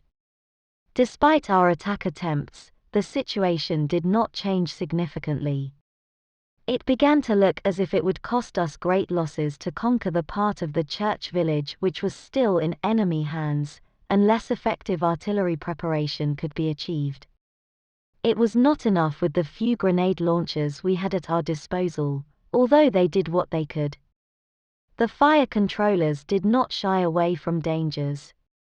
The bold Reserve Lieutenant Passy fell while leading the firing on December 18th. I had been informed that Lieutenant Colonel Suusatavel's troops would be advancing from the Illanaljanka-Piespajavi area towards the Suomussalmi-Kasamo country road in the near future. The operation would thus be aimed at the enemy's operations in front of Lieutenant Colonel Markaniemi, and partly at his back. On December 16th, the commander of the Northern Finnish group announced that Suusatavel's main forces had moved from Tervavaara to Palavera in the morning, and that Jaeger Battalion 6 under Major Jovanen's command would begin its advance the next morning from Illanaljanka towards the headland between Vuonanlahti and Kovajavi. Battalion Jovanen's advance in this direction, where it would tactically affect the situation in Suomussalmi, took place at my request, and I expected its immediate impact. December 16th brought us a long-awaited reinforcement. We got our first cannons, a whole battery of 4 pieces of Bofors Model 02. One of the cannons was assigned to Lieutenant Colonel Markaniemi to directly prevent any breakthrough attempts by the enemy tanks, and Captain Makinen received one for the same purpose. The remaining half battery would occupy a position of fire in the terrain around Talonen, from where it could take the enemy troops both in the church village and on Hulkaniemi. These few cannons brought us a palpable relief. Shortly after taking position, Captain Makinen's cannon managed to destroy 3 tanks, which had rushed to the shores of Kuomasjoki and cheated on one occasion to cross the river. Behind them, 7 more tanks were observed, which urgently sought protection behind the nearest road bend. While Lieutenant Colonel Suusatavel's advance would cut off the enemy's hitherto connections to Lonka, it was feared that the connections would be transferred to Kiantajavi, whose ice cover was now quite strong. For that reason, on December 18th, I sent a unit of about 100 men under Lieutenant Volinen's command to Ala Rontila, at 20 kilometers north of Suomussalmi church village, to prevent any possible movements on the ice of Kiantajavi. Lieutenant Volinen would extend his activity for disruptive purposes all the way to the areas of Juntusranta and Linnasalmi. The division honorably fulfilled its difficult task, intervening against enemy troop movements, capturing spies, and providing us with valuable information about the location of the enemy forces. Furthermore, 2 machine guns were placed in position at Kanakaniemi, about 10 kilometers north of the church village. On the evening of December 17th, Lieutenant Colonel Markaniemi also sent a company across Kiantajavi to Sapala, where the enemy was believed to have artillery, but which was not found. My aim was to disturb and bind the enemy with guerrilla action on a broad front, which, with the expected auxiliaries, would bring the conditions for a decisive battle. To this end, the detached Battalion 15 and the light company operated at night against the enemy camp areas east of Vuonanlahti and Oraviselka. Captain Makinen's patrols harassed enemy columns on the way to Rate.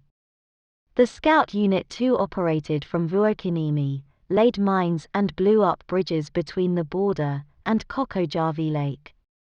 During such an expedition, Lieutenant Aan was mortally wounded when, with a force of about a company, he attacked enemy nests on the southern shore of Hulkaniemi.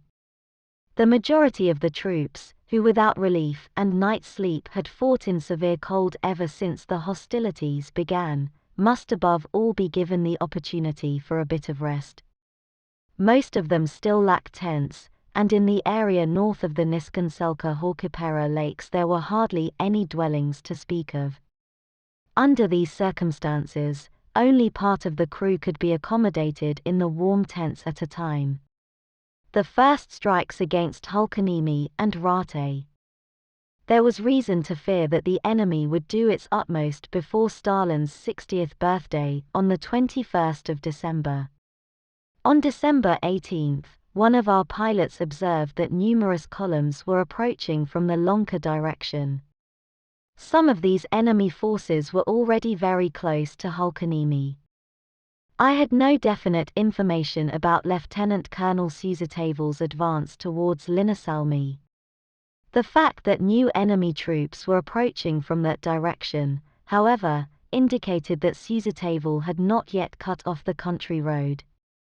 Under these circumstances, I considered it best to refrain for the time being from attempting to occupy the remaining enemy nests in the church village. We could not afford to sacrifice precious blood in front of these strong positions.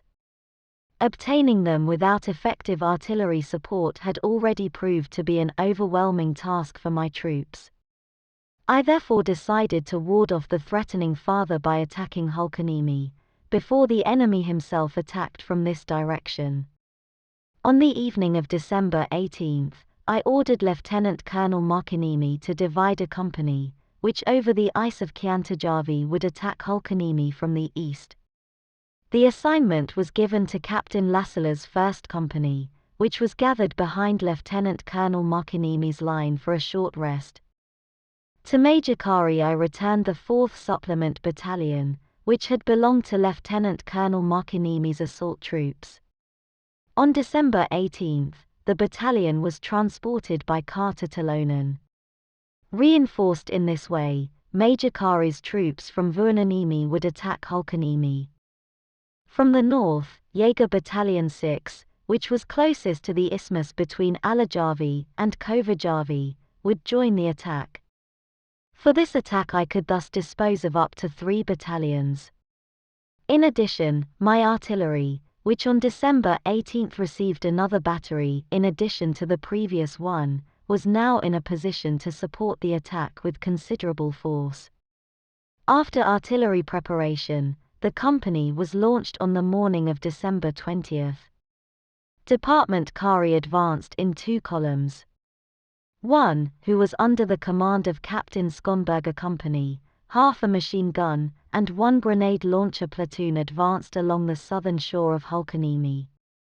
The second, led by Captain Harola 3 companies, 1.5 machine gun, and 1 grenade launcher platoons advanced about 1.5 kilometers further north directly towards the country road to Kasamo. The 1st Company of IR-27 crossed the ice of Kiantajärvi about a kilometer north of the church, and had the task of penetrating the country road and in its direction continuing south.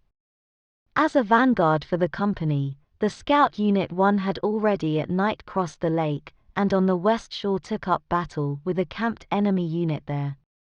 Both Kari's and Lassala's troops reached Hulkaniemi without difficulty. Captain Skonberg, however, immediately after arriving at the shore encountered a strong girdle of enemy nests, and with his insignificant forces could not push forward. The struggle was fierce and required heavy casualties. The brave Sergeant Major Honkanen, and many other talented warriors fell during the attack. Captain Harola came quite easily to the vicinity of the farms on Hulkaniemi, and in places all the way to the country road. Here, however, he met a strong hostile forces in well-defended positions. Tanks rolled up to the site. The troops had to retreat to the forest, which was still their only protection against the armored beasts. Captain Lassala's company arrived on the country road about a mile north of Herola. Here, too, the roadsides were occupied by strong enemy troops. The advance stopped. Jaeger Battalion 6 pressure from the north, which could have been of decisive effect, unfortunately did not materialize. The bad weather and the men's consequent fatigue had delayed the advance. As later revealed, the battalion reached the isthmus between Kovajavi and Alajavi only when the day of attack was over. The attack was mainly intended to disrupt the enemy's own obvious attack intentions, and at the same time to find out the enemy's strength and groupings. This purpose was achieved. In the evening, the troops were allowed to return to their starting positions. However, Herola's department did not return until early in the morning. To support the action against Hulkanimi, Lieutenant Colonel Markanimi and his remaining forces went on the morning of December 20 to attack the enemy positions in the church village. Cannons and grenade launchers performed fire preparation. The troops stormed forward despite the enemy's intense firing. The terrain was open. The enemy sat protected in basements and ruins. Losses increased moment by moment. To top it all, the enemy went on the counterattack. Even the last horseman had to be brought to the front before the counterattack was repulsed. Never before had the enemy attacked with such frenzy, almost absurdly. It was almost destroyed by the last man. However, the enemy's counterattack caused his own progress to stall. The troops settled in their former positions, which were fortified. A barbed wire barrier was pulled in front of the stations overnight, in case the enemy renewed his attack. The day had been heavy. Captain Savonen's skillful and bold adjutant, Reserve Lieutenant Hovinen, as well as the platoon commanders Reserve Lieutenant Lohujoki and Reserve Ensign Ekman fell like heroes. Many brave non-commissioned officers and men were left with them in the fight for everything that is sacred and valuable for Finnish men. Also, the enemy fought bravely. A letter was found in the map bag of a fallen Russian captain, stating that he had been accused of cowardice during the fight for the Rectory Hill. He assured in the letter that he had done his best, but failed to speed up his tired men. He now had an opportunity to recover. He was not a coward but an honest officer. I had been informed that significant reinforcements were on the way, and that the first ones would arrive as early as the 22nd of December. Only when they had arrived was the time for the decisive battle. Until then, it was important to keep the two enemy columns so hot that they did not seize the offensive themselves. The following day, December 21st, Captain Mackinnon carried out a violent reconnaissance to the area of Kokojavi for this purpose, where, however, no major enemy forces were found. He also had the task of destroying the Kokojavi road bridge. However, it was protected by an enemy tank, which stood on the bridge itself. The reconnaissance showed that the enemy forces in the direction of Rate were, for the time being, quite small. I therefore decided to seek to push the enemy forces in the Rate section east beyond the neck between Lakes Pyrenean, Kokojavi and Urjana.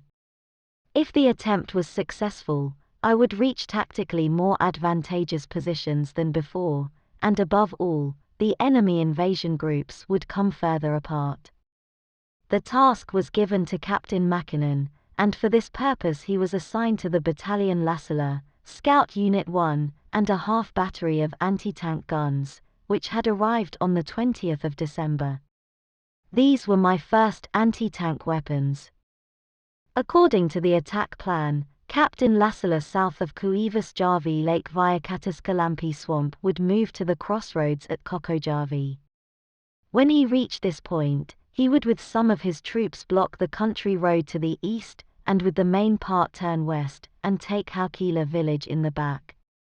Under the command of Captain Conchula, a company, reinforced with the 2 anti-tank guns, east of Kuivasjärvi would advance to Haukila village, from where his main force would continue in a westerly direction towards the lake neck. Scout Unit 1 north of Kotvala and Matero would advance towards Tainela to support Battalion Lassala's advance. The troops in the isthmus would, through local attacks, bind the enemy forces they had against them. The troops broke up around 6 p.m. Captain Lassala reached the country road east of Kokojärvi without resistance, put out a guard to the east and moved with his main force towards the headland between the lakes Kokojärvi and Tiranen. Here the battalion came into battle with an enemy unit and destroyed 2 trucks, a tank, and a field kitchen. However, the terrain around the bridge was so heavily manned that the battalion had to refrain from attacking after 1 attempt. Captain Lassala now bypassed Tiranen in the south, advanced to Tainela, and took possession of the farms in the village by surprise. The battalion then sought to drive the enemy off the bridge through an attack from the west. However, the Russian tanks were vigilant, and the attempt had to be abandoned. During the battle, Lieutenant Vannanen fell. While Captain Lassala's main force was fighting in Tainela, and in the vicinity of Kokojärvi, the enemy gathered a significant force, a total of 16 carloads of men, against his small guard unit east of Kokojärvi. The able platoon commander, Reserve Ensign Karkas, had mined the country road and held out bravely, until the battalion was ordered to return to its starting position at midnight. Captain Conchula also arrived without difficulty at the open space around Haukila village. There he surprised a section of anti-tank artillery resting on the country road, which included about 20 cannons. About 100 horses were killed in front of the cannons. An incredible confusion arose in the enemy camp. However, Captain Conchula's small force was soon attacked from 3 different directions, and he had to retire. The attack indicated that the enemy had received significant reinforcements since the previous day. In fact, it was the main part of the 44th Russian Division, which was now advancing on the road of Rate. This first actual blow to the flank of the Rate division crucially disrupted the enemy's plans, and aroused in the Ukrainian men such a dread for my troops that this division could no longer escape it. On the northern front section, parts of Jaeger Battalion 6 were already in action, and with small units attacked the enemy both night and day. Lieutenant Letosio's unit on the west shore of Lake Alajärvi destroyed an enemy outpost of about 2 platoons. The brigade grows into a division. As previously pointed out, parts of the original 9th Division were sent to various fronts during the first days of the war. Only some of the troops and staff were with me in Suomussalmi. On December 22, I received an order to reorganize the 9th Division. At my disposal were 2 new regiments, IR-64 and IR-65, together with necessary special troops. For the time being, however, IR-65 was bound elsewhere. IR-64 was composed partly of recruits from the Finnish White Guard and the North Ostrobothnia Regiment, Pohjanrikmenti, and partly of reservists from the Tampere, Sinajoki, and Kokkola regions. The regiment had been set up in great haste, and the equipment was very deficient. The armament was motley. Even Berdan rifles were distributed among the crew. There were no tents at all. The head of the regiment was Lieutenant Colonel, a later Colonel, Fajernas. He had received the command of the regiment 2 hours before it moved out to the front. Some of the battalion commanders arrived at Suomussalmi only when the regiment was already there. The main part of the regiment arrived on Christmas Eve, some only the following day. Despite the lack of equipment, the squad showed fast and good posture. On Christmas Day, the division's light company also arrived under the command of Cavalry Master Pavelar. Even its equipment was extremely deficient. Furthermore, as a welcome further reinforcement, a pioneer unit arrived under the command of Lieutenant Suomussalmi, and some support formations. On the second day of Christmas, I received a number of officers as reinforcements for my small staff. These included Lieutenant Colonel Sauander, who served as a division physician, Veterinary Captain Anderson, who became the division's veterinarian, Captain later Major Sirio, who held the heavy position of maintenance manager, and Captain Quistio, who served both in my staff. The pastors of the division Antilla and Kumpulainen deserve special mention, both of whom put their whole souls into their responsible and heavy task. Enemy attacks during the Christmas weekend. The reinforcements really came at the last minute. On December 23, the enemy artillery fire picked up extremely against the church village defenses and continued uninterrupted throughout the night and the following morning. At 12 o'clock on Christmas Eve, a general attack began on both sides of the highway. Our lines had thinned in a severe fire. In places, our troops gave way. The situation already looked bad. All telephone connections were broken. In the last match, Captain Savonen gathered one company for a counterattack. The defense positions were roughly recaptured. In this counterattack, the brave Lieutenant Varmavorai fell. The troops, who had already been fighting for 2 weeks in severe cold, without sufficient rest, often even without sufficient food, persevered this time as well. But could they do it for much longer? The next day, Christmas Day, the enemy made another attempt, which was less violent than the previous one. Also from Hulkaniemi, the enemy, supported by artillery and air forces, crossed the ice to attack Vuonaniemi. He managed to reach the island of Nietasari, from where, however, he was thrown back. The Rate episode also raised concerns. During Christmas night, the enemy sought to cross the Kuomasjoki River near Kuomasjärvi. On Christmas Day, the experiment was repeated over the ice at Kuomasjärvi. Captain Mäkinen repulsed the attack with counterattacks. In these signs the troops spent the feast of peace, lying on the drifts in the winter cold, each man with his eyes strained. Maybe they thought of the peaceful Christmases at home, of the wife and children they fought for. We just had to endure. Due to the serious situation of my troops, the commander of the Northern Finnish group presented to my examination whether the troops should be withdrawn to the south side of the Niskanselkä-Haukipera Lake line. I did not want to do that. A retreat would have deprived me of all opportunities to win a final victory. It was important to keep the enemy columns separate. The southern shore of Niskanselkä and Haukipera was completely unfortified. The defenses would not be able to withstand the pressure of the united enemy forces, and if the retreat got underway, it would helplessly continue further west. However, the situation was so serious that on Christmas Eve I had to give the battle group commanders orders in case a retreat would prove inevitable. For all eventualities, I had all unnecessary vehicles transferred to the south side of the watercourse line. The offensive on Hulkaniemi, December 26 to 30th. Map 3.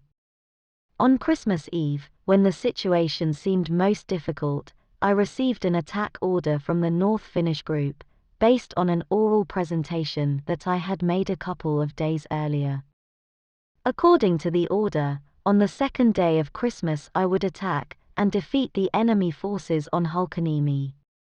In the northern part of Suomussalmi, an attack was to be launched at the same time by Lieutenant Colonel Siisatavel, who with his troops was advancing towards Linnasalmi, about 30 kilometers from my troops. Through his advance, the supply route, which the enemy forces at Hulkaniemi had hitherto used, and which via Linnasalmi led to Juntusranta and Lonka, was to be cut off. However, as a significant part of the incoming additional troops was not expected to Suomussalmi until Christmas Day, the start of the attack was postponed to December 27. Given that the distance from Suomussalmi to the grouping area was 50 kilometers, the time for the preparations became too short. Unfortunately, the situation did not allow for a postponement. The starting position and the attack plan. I assessed the situation as follows. After being on the defensive since December 11, when my troops began their attack on the church village, the enemy had gone on the offensive on Christmas Eve. They apparently felt superior in strength. Especially in the church village and at Hulkaniemi they had plenty of troops, artillery and tanks. During the fighting, which raged with great violence even on Christmas Day, strong air forces supported the operations. Even in the Rate section, the enemy forces had increased markedly. For the actual execution of the attack, the following plan crystallized. Judging from previous experience, the prospects for an attack on Hulkaniemi were most favorable if it was deployed from Vuonaniemi. The distance that the troops had to cross the lake was quite short, and the grouping area was favorable. The detached Battalion 15 and 4th Supplement Battalion had already been deployed repeatedly in this direction, and were familiar with the terrain. There was no time for new reconnaissances. These considerations led to the decision to gather at Vuonaniemi as much force as possible for the main attack. At my disposal I had closest to the battalions under Major Kari's command are the detached Battalion 15th and 4th Supplement Battalion, which were already on this front. In addition, I had cars transfer IR-64 except the II Battalion from Suomussalmi, and for marching behind Major Kari's troops. The commander of the main attack group was entrusted to Major Kari, who was at the scene and was the one who knew the terrain and the enemy positions best. To defeat the enemy, however, it was necessary to effectively prevent all his attempts at retreat. It was important to enclose him from the north and east and to hire him from these places as well. In the north, Jaeger Battalion 6 was ready to attack. Parts of it had already occupied the nose between Vuonanlahti and Kovajärvi on the 22nd of December. The battalion's main force was on the north side of Pirtijärvi. I gave the battalion orders to join the attacking company. The main force would advance north of Pirtijärvi towards Kurtojärvi, and further south in the direction of the country road, and at the same time parts of the battalion would attack Vuonanlahti Kovajärvi. Since it was not out of the question that the enemy would try to make its connections over Kiantajärvi, and perhaps even withdraw from Hulkaniemi, and the church village over the ice, I sent the Light Department Pavila to Ruotula village, located 5 kilometers north of the church village. The department was given the task of passing Kiantajärvi near Sapala during the general attack, and then advancing south on the east side of the country road in collaboration with Major Kari's main attack group. I decided to leave Hanila's light company on the east side of Kiantajärvi to follow the enemy's movements out on the ice and to secure in a northerly direction. The situation in the church village and in the Rate section was still a cause for concern. Would Lieutenant Colonel Markiniemi's and Captain Makinen's positions be able to withstand the enemy's attacks? For all eventualities, I sent the 3rd Battalion of IR-64 as a reserve to the north side of Haukapera. No changes occurred in the days after Christmas. The troops took their starting positions in accordance with the plan. On the second day of Christmas, I issued the final order of attack. According to it, Major Kari divided his group into 2 attack columns. The southern column, which was under the command of Lieutenant Colonel Fajernas, consisted of 2 battalions, 1st IR-64 Captain Mankinen, and the 4th Supplement Battalion Captain Skonberg. In the latter battalion a company was missing. The column included another grenade launcher and a pioneer platoon, as well as an anti-tank gun.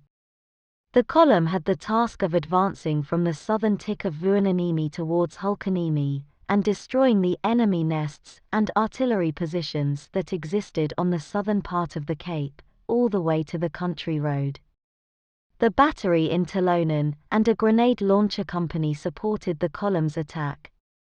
The northern column, under the command of Captain Harola, also consisted of 2 battalions, 2nd IR-64 a Captain Razanen, and the detached Battalion 15 a Lieutenant Kahunen. 2 pioneer groups and an anti-tank gun were also assigned to it. The column was attack grouped about 1.5 kilometers north of Fajerna's column, at a point where a forest road went across Hulkaniemi Cape. It had the task of pushing in the direction of the forest road to the country road, blocking the country road to the north, and with the main part continuing south to fall the enemy standing in the southern part of Hulkaniemi in the back. As can be seen, the main attack group was very small.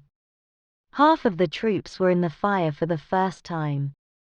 I had therefore put in each column an old and a new battalion. The artillery's support was far from sufficient. Nothing could be done about poverty. The shortcomings had to be replaced with the right spirit and will to win. According to the order, the attack in the north and east was to begin at 7:30, when it was still rather dark, but on Kari's section at 8:00. The first day of the attack. The Jaeger Battalion 6 began its attack at the appointed time. The main part of the battalion was grouped on the east side of Pertijärvi. An unit was detached to block the country road to the north. It soon came into conflict with a motorized force advancing from the north. During this skirmish, 5 enemy trucks were destroyed and their crews killed. The troop dug itself down and built roadblocks across the country road. The main part encountered a strong enemy base on the south bank of the Mailajoki River immediately after setting off. After a severe, siege-like attack, the base fell into the hands of my troops. The brave team leader, Reserve Ensign Martila, and the deputy team leader, Sergeant Peterla, were killed in front of their men in this attack. By noon, the battalion's main force had reached about 3 kilometers ahead. On the neck between Vuonanlahti and Kovajärvi, the Jaeger Battalion 6 had only 1 company in total. According to orders, the company sought to advance towards Kailanmäki crossroads and initially won some terrain. However, hostile resistance intensified at noon. Finally, the enemy went on the counterattack with the support of artillery fire. The fierce battle continued until late in the evening. The company held its position, but did not have sufficient forces to force its way to the crossroads. Even in the north, the enemy repeated its attack on Jaeger Battalion 6's blockade by the country road. The attack was repulsed. The Pavala Division, which was to attack Hulkaniemi from the east, could not move out at the appointed time. When the previous day arrived at its grouping area, it encountered minor enemy units, which were out looting the yards on the eastern shore of Lake Kiantajärvi. In addition, tanks were moving out on the ice, which made the transition more difficult. On the morning of the attack, the unit was involved in skirmishes with enemy forces east of Kiantajärvi. Only in the afternoon did Pavala cross the lake and arrive at dusk at Sapala, where no enemies were found. Unfortunately, he did not reach the main group further south. The main attack group arrived without difficulty at the western shore of Hulkaniemi Cape. The southern column under Lieutenant Colonel Fajerna's commander stepped ashore at the author Ilmari Kianto's Villa Turgenlina. The villa had been a place to stay for the Russians, and had been burned down by our patrols a week earlier. Enemy nests were found in the ruins and elsewhere on the beach, which were destroyed. The continued advance was difficult. Buried machine gun nests were found on the beach, and above all high up on the slope, where an entire fortification with about 30 dugouts was found. After all, the troops pushed energetically forward. Dugout after dugout was surrounded and destroyed. At 13:00, the attackers had reached the open space around the farms on Hulkaniemi, about a kilometer from the country road. The resistance became more intense. Hated dugouts were everywhere. The column attacked 3 times, the last time in the evening darkness. The men were so tired that no further attempts could be made that day. The field kitchens were transported closer to the main line. Night camp was provided by the snow blanket. Captain Harola's column encountered enemies only as they approached the highway. This was strongly fortified, as was the custom of the Russians. Tanks appeared on the scene, blasting fire on our boys' faces. It became difficult to penetrate the east side of the road. Once, some of the troops had happily crossed the road, when a hostile counterattack threw them back. The battle for the country road lasted all evening and night.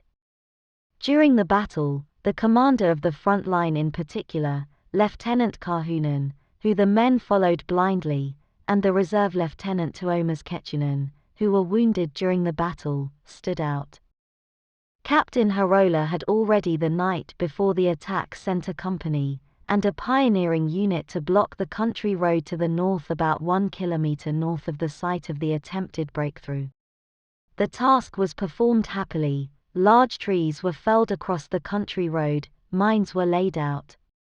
Tanks threw themselves over the company and penetrated into the forest in several places. The roadblock held. In this battle, the chief of the pioneers, Captain Rinter, who personally supervised the work of the pioneers, and the company commander, the reserve Lieutenant Leto, stood out. The first day of the attack did not bring the desired results. The threat from Rate. Disturbing reports came from the east, from Rate. By noon, our air reconnaissance had found that the country road was black with enemy columns. There could no longer be any doubt that an entire division was not gathered on the road of Rate. The question was whether it would remain inactive while the neighboring division fought for its life 10 kilometers further west. It was necessary to bind this threatening enemy by all means, until the victory at Hulkaniemi was won. For this purpose I had at my disposal the 2 scout units, which were always ready to take on the enemy.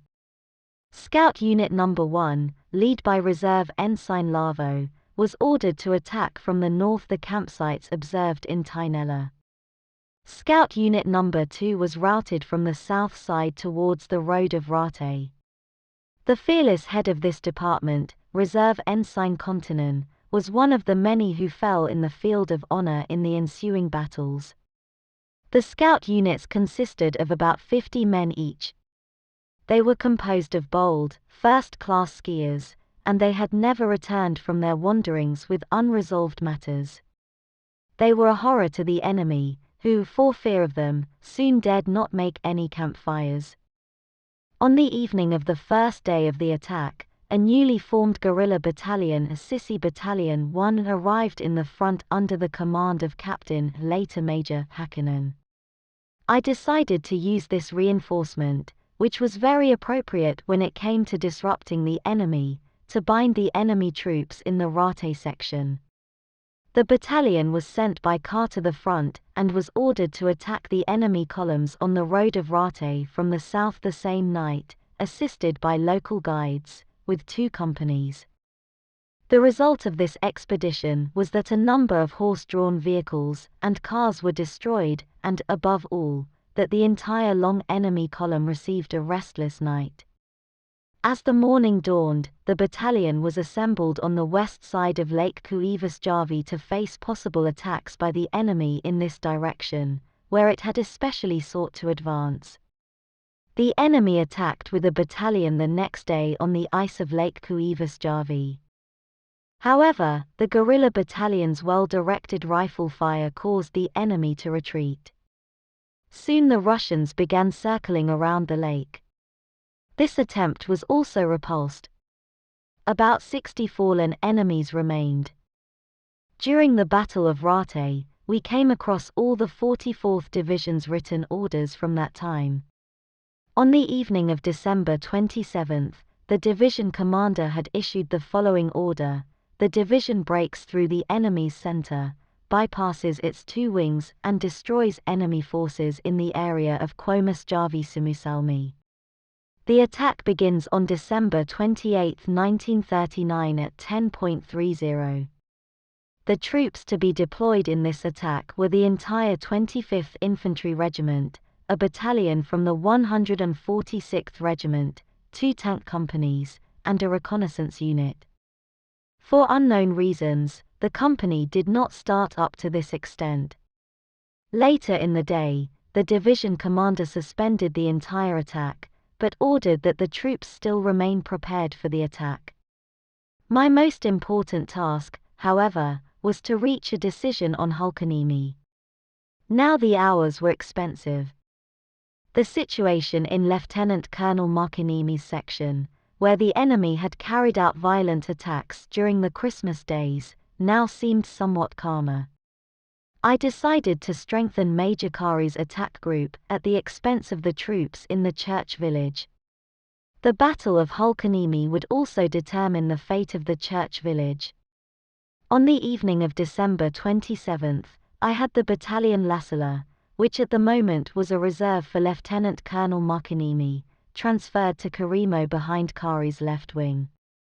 It was in this direction that the enemy's resistance had been strongest. Second day of attack, the resistance is broken. Early in the morning of December 28, a new advance began on Hulkaniemi. Lieutenant Colonel Fajerna's column eventually reached the highway, and began to roll up the enemy positions to the south in the direction of the highway ferry. Before noon, Captain Harola's column also crossed the country road and continued south with the main force, Captain Razanen, while a smaller division, a Lieutenant Leskinen, was directed north. In the north, Jaeger Battalion 6 pushed at the same time about 3 kilometers south in the direction of the country road. It met with strong opposition.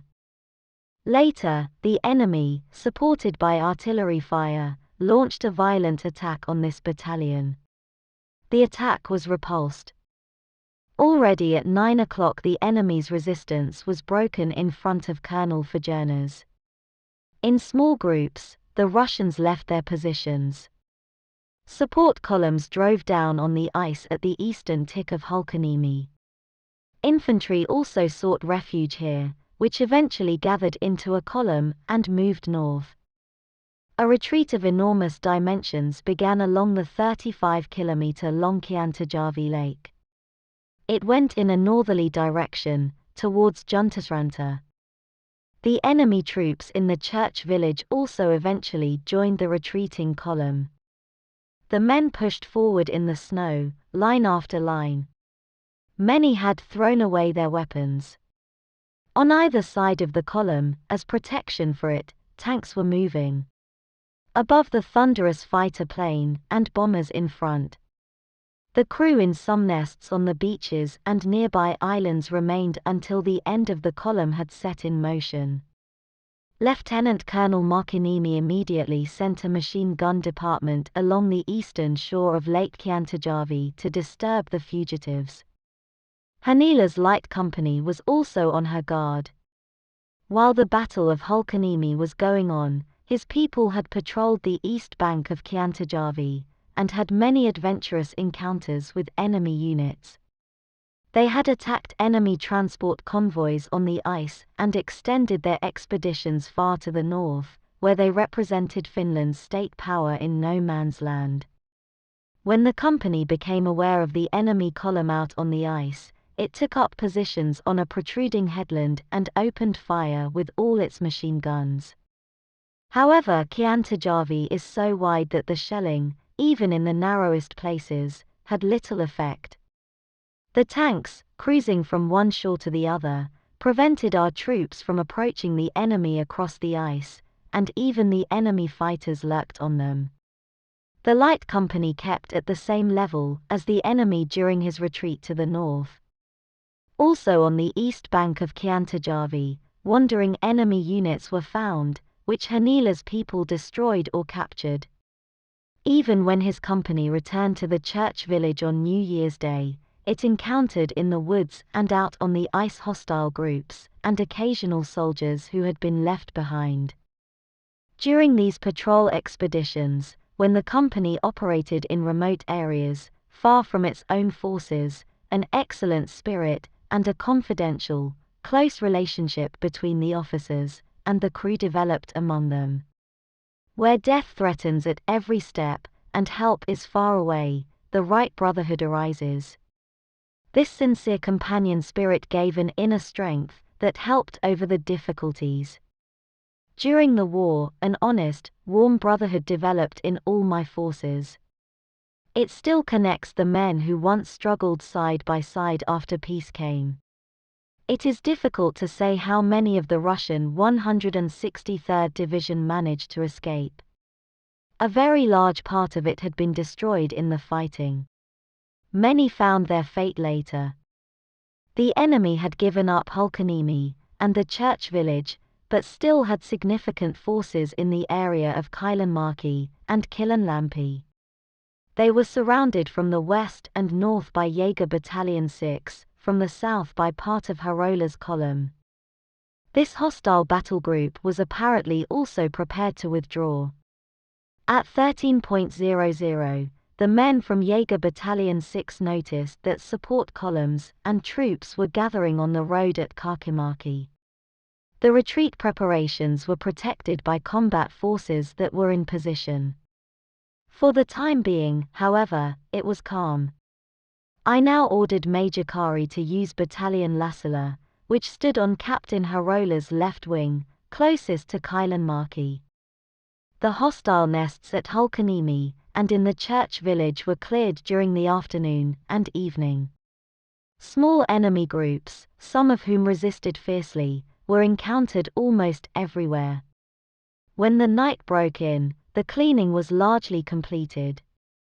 However, isolated and hidden enemies were still found for several days, until the cold and famine drove the last of them out of the hiding places of the forests and dugouts. These last ones looked awful. They resembled living corpses, where those with severely frozen limbs crawled out into the daylight from the woods. During the attack, which lasted 2 days uninterrupted, the troops had been mixed in places. They were also almost exhausted from fatigue and hunger. It was necessary to restore order and provide the men to some rest, before the attack continued against Kailanmäki. Guard forces were posted.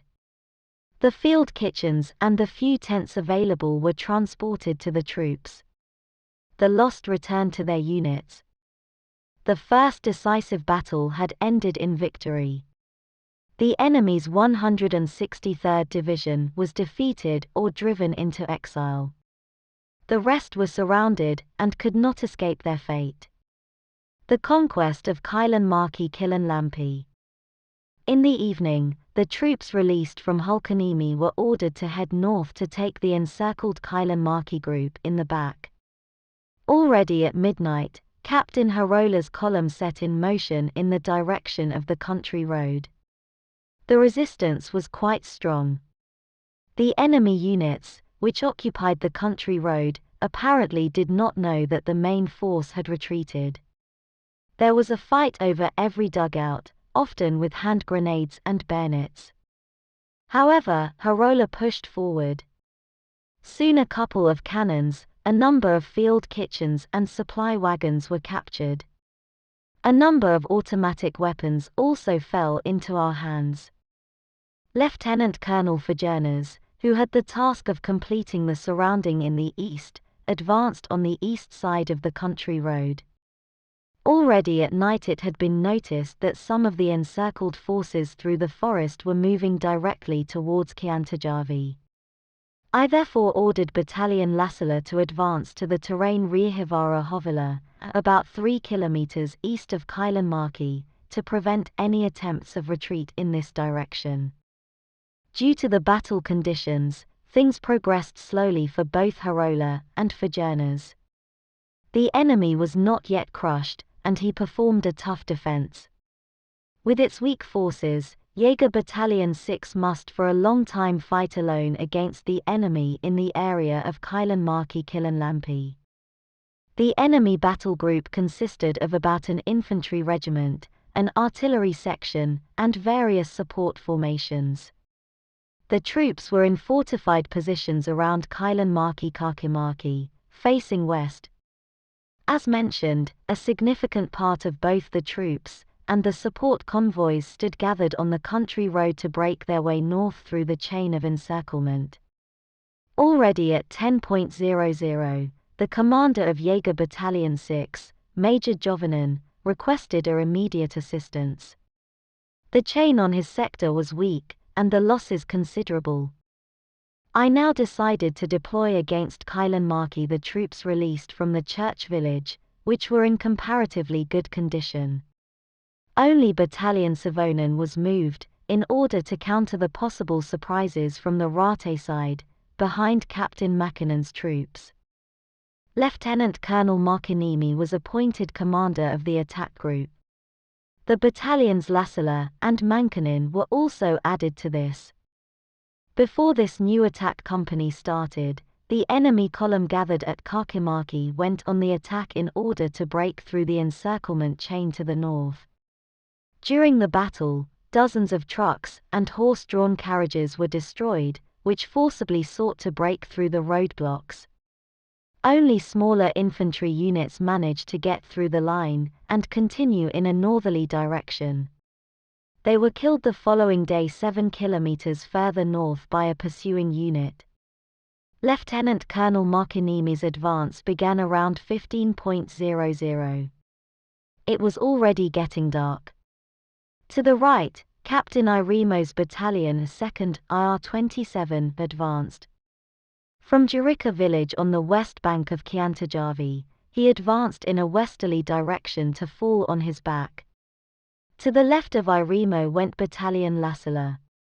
In the direction of the country road, in the first line, Lieutenant Ilonen's company, 3rd Company of the 4th Supplement Battalion advanced. In the second line, Battalion Mänkinen followed behind Irimo. The other troops were allowed to rest for the time being.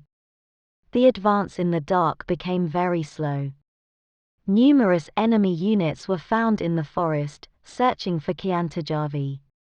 A force of about 2 companies fought for about 4 hours against Captain Lassila's troops, before being beaten and dispersed in all directions. Also to Sapala, where Captain Lassila had left his support units, came a fleeing enemy unit of about 50 men. The battalion's finance officer, Reserve Ensign Mietonen, mobilized the carriage drivers, and, in a short but fierce battle, defeated the entire enemy unit. Only around 2:00 on the night of December 30 were Lassila and Erila on the north side of Kailanmäki crossroads in the back of the enemy. A company classed IR-64, which was subordinate to Lassila, blocked the country road to the north at the height of Lassila's right wing. The road was a complete chaos of troops and convoys. It was not until the morning, when visibility improved, could the ring around the enemy be completely closed. The enemy pushed desperately north and east. At 10 a.m., it gathered its forces northward. The attempt was doomed. There were about 300 fallen men left on the battlefield. About 50 cars, 100 horses and 8 cannons were captured. The last resistance was broken. At 12 noon the siege ring had been emptied. The whole huge load of supply convoy was in our hands. A considerable number of prisoners and live horses made the victory enormous. In the night darkness, some of the enemies had managed to escape in the direction of Kiantajärvi. As early as 2:00 in the morning, Captain Quistio, who was serving in my staff, gave orders to equip a truck expedition to pursue the fugitives over the ice of Kiantajärvi. The expedition consisted of 5 trucks. The armament consisted of an anti-tank cannon, an anti-aircraft machine gun, 4 machine guns and automatic rifles and submachine guns. At 8:00 the expedition broke up from Haukipera ferry position. The line on the ice was heavy, it had just snowed. The weaker wagons could not get through the snow, but had to be sent back. Captain Quistio continued with 2 cars. After driving about 20 kilometers in a northerly direction across the lake, he encountered an enemy column, against which he opened fire with all weapons. Almost the entire column, about 400 men, stayed at the killing fields. During the battle, one of the cars was damaged, and 1 man was seriously injured. The damaged car was towed back. Even on the return journey, Quistio's expedition out on the ice met groups of enemies who were killed. The expedition returned around 1 p.m. The operating area was cleaned according to plan. Combat patrols were sent after the fleeing enemy units. Order was restored and the troops were withdrawn. For the night, the main parts of IR-27 were located around the rectory, IR-64 and Unit Kari on the south side of Niskanselka, Light Unit Pavala in the church village. Only a small part of the troops were left at Hulkaniemi to complete the clearing work. Jaeger Battalion 6, which had honorably completed its part of the battle at Hulkaniemi, joined the Lieutenant Colonel Suusatavel's troops as early as December 30 and marched directly from the battlefield to Kasamo. On the way there, it defeated enemy units, which had managed to get out of the encirclement chain and escape north. The spoils of war in the Battle of Hulkaniemi were very great. It took weeks to gather it and transport it from the site. My weakly equipped troops got their weapons supplemented with rifles, automatic rifles, machine guns, anti-tank guns and plenty of ammunition. The booty included 6 howitzers, 15 field cannons, 6 anti-tank guns, 2 anti-aircraft guns, 4 anti-aircraft machine guns, 11 tanks, 2 armored vehicles, 150 trucks, 350 horses, and an immeasurable amount of munitions of various kinds. The number of prisoners was 500. The Commander-in-Chief's telegram of gratitude for the troops was announced with pride. I experienced boundless relief. My troops' fighting spirit and extraordinary perseverance had led to a victory for the Finnish weapons.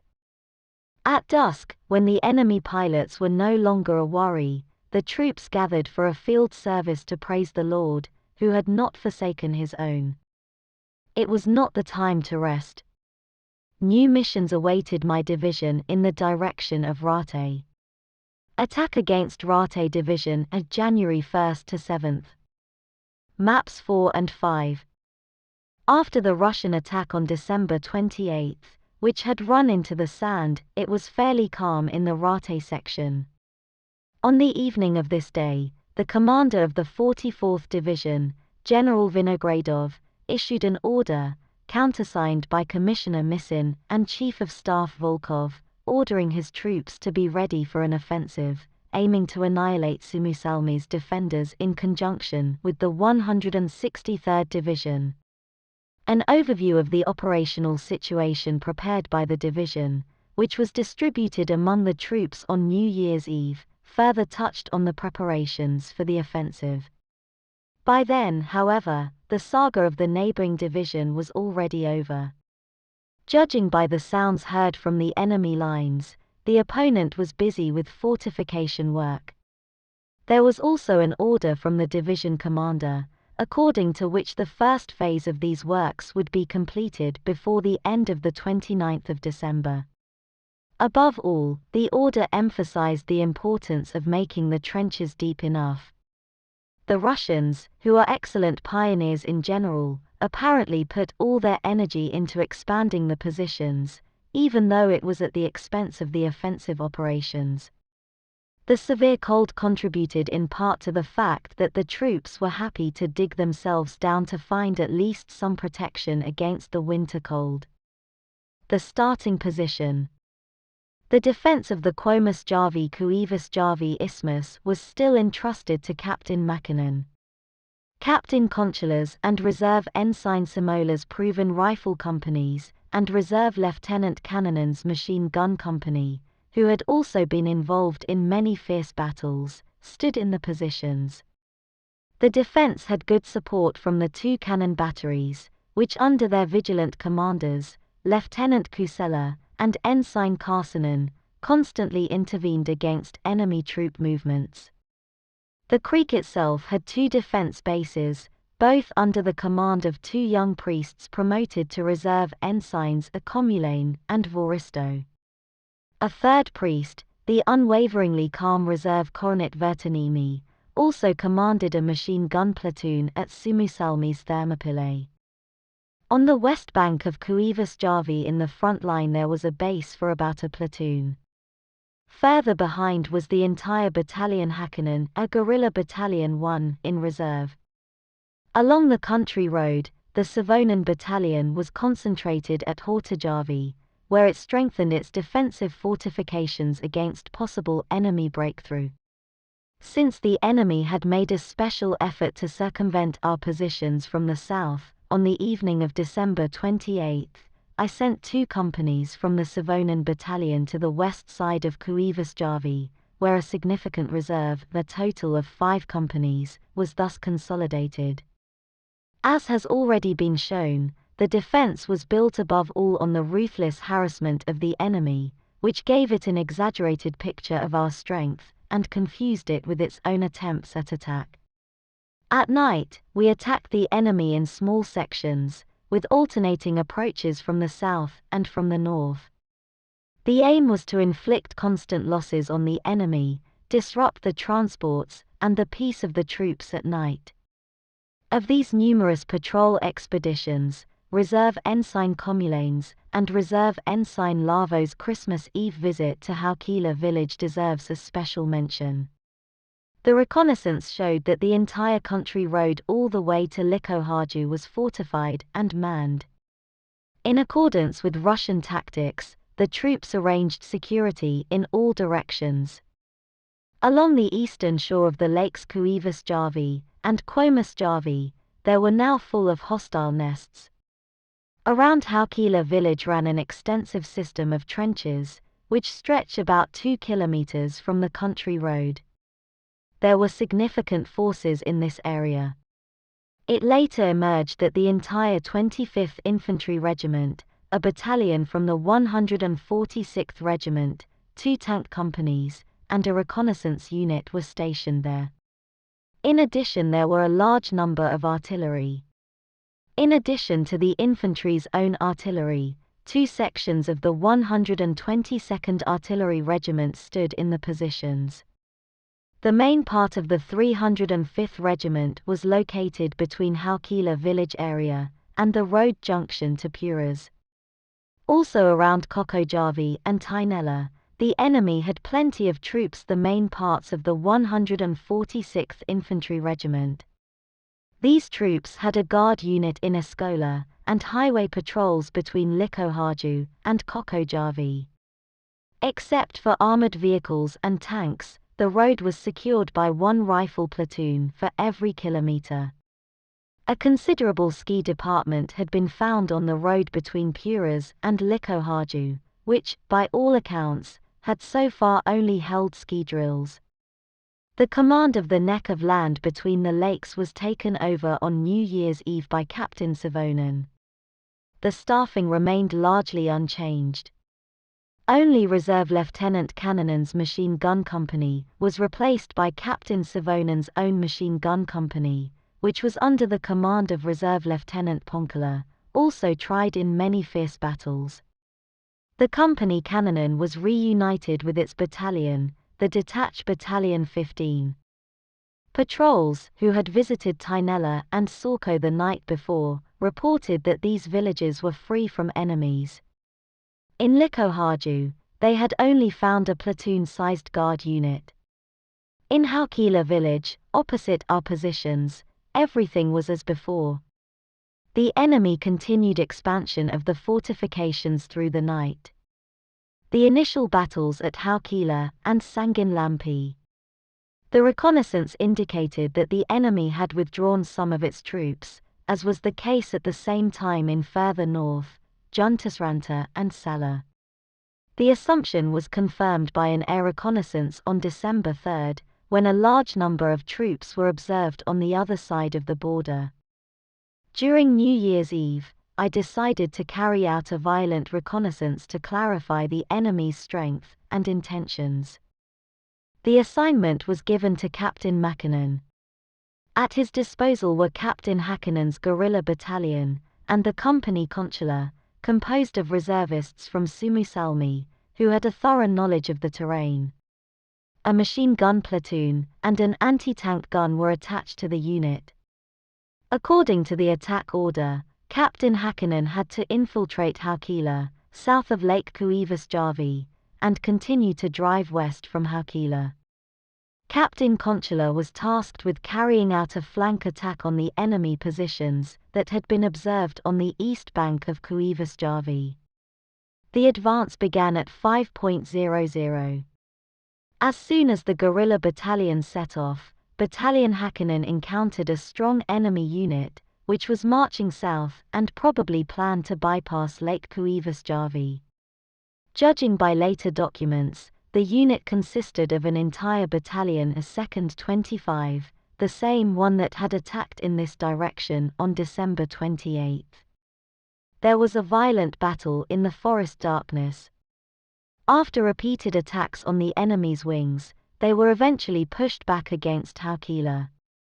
During the morning, Captain Hakanen pushed his way to the row of dugouts that protected the village. With hand grenades and machine guns, his men went on the attack. Several nests were destroyed. The enemy had his firearms skillfully placed and fired safely in daylight. More and more wounded and fallen must be transported with sledges back to the advance site. During the battle, Reserve Ensign Arn Ladenpera, among others, fell, just as he and his men reached a strong enemy base. A brother of his, also a reserve ensign, fell a few days later. Captain Conchula's company advanced decisively, and had soon cleared the eastern shore of Kuivasjärvi from enemy nests in an area of about 2 kilometers in length. The ruthless fate then cut off Captain Conchula's road. This brave warrior, who had had time with his men in so many battles, was mortally wounded. The men carried their dying chiefs behind the lines. When the leader left his seat, progress stopped, as so often happens in war. The power of the company was lost for the day. Eventually it became clear that the forces deployed in the battle could not achieve greater results without unreasonable losses. At noon I let the troops retreat and ordered them to occupy a suitable section of terrain about 3 kilometers south of Haukila. These positions would be the starting point for future operations. My intention was to attack Haukila again at the first opportunity. As early as 6:00 in the morning, I had given Lieutenant Colonel Markinimi and staff and Battalion Lassila orders to move to Captain Hakanen's former base on the west side of Kuivasjärvi. 3 hours later, the Irimo Battalion was also ordered to follow to Kuivasjärvi. All troops at Kuivasjärvi were placed under Lieutenant Colonel Markinimi's command, and he was ordered to attack Haukila the following morning. Along with these preparatory attacks, which aimed to bind the enemy and to come to terms with the grouping of their forces, a plan matured to defeat the entire enemy division. The Russian troops, who had advanced over Raate, were apparently still on the country road, which they equipped with defensive positions on both sides. The main part was gathered on the stretch Haukila Koko Javi ready for the offensive. Significant parts, however, stood further away in the east, especially on the other side of the border, from where further reinforcements could be expected. The destruction of the enemy required, above all, that it was cut off from all connections to the east. The arrival of auxiliary forces from the east also had to be prevented by all means. When this had taken place, it was a matter of cutting the column into pieces by flank attacks, and encircling, and destroying these pieces one by one. It was easiest to get the enemy flank from the south, by using the ice road over the lakes Elantianjavi Passamanselka Vuokinjavi, which ran parallel to the country road to Raate, about 8–10 kilometers south of it. Already at the end of December, before the end of the Battle of Hulkaniemi, I had given an order to open a winter road these waterways. With the help of this road, I was to move the troops of Lieutenant Colonel Fajernas and Major Kari north of Vuokinjavi and Passamonsala to operate on the enemy flank on the road to Raate. I also allowed the opening of a horse-drawn service road from Moisiavara directly to the southern shore of Passamonsala. In the Moisiavara, where the highway could be plowed, ammunition and food stores were placed in advance for the troops. My road and bridge company worked hard. The streams had to ascend to hard ground, leveled and frozen. Gradually, the road was completed, but initially only for horse traffic. The first troop transport on the new road took place on New Year's Day, when I sent the Light Department Pavila to the terrain around Sanginlampi swamp north of Passamanselka. The department had the task of securing and reconnaissance in the direction of the road of Raate. The Scout Unit No. 2 already operated in this area. Its reconnaissance had just stated that the enemy had occupied Escola, which had hitherto been free of enemies. On the same day, I ordered the troops to be grouped for the forthcoming action. Lieutenant Colonel Fajernas and Major Kari's troops would move to the previously mentioned grouping area the following day.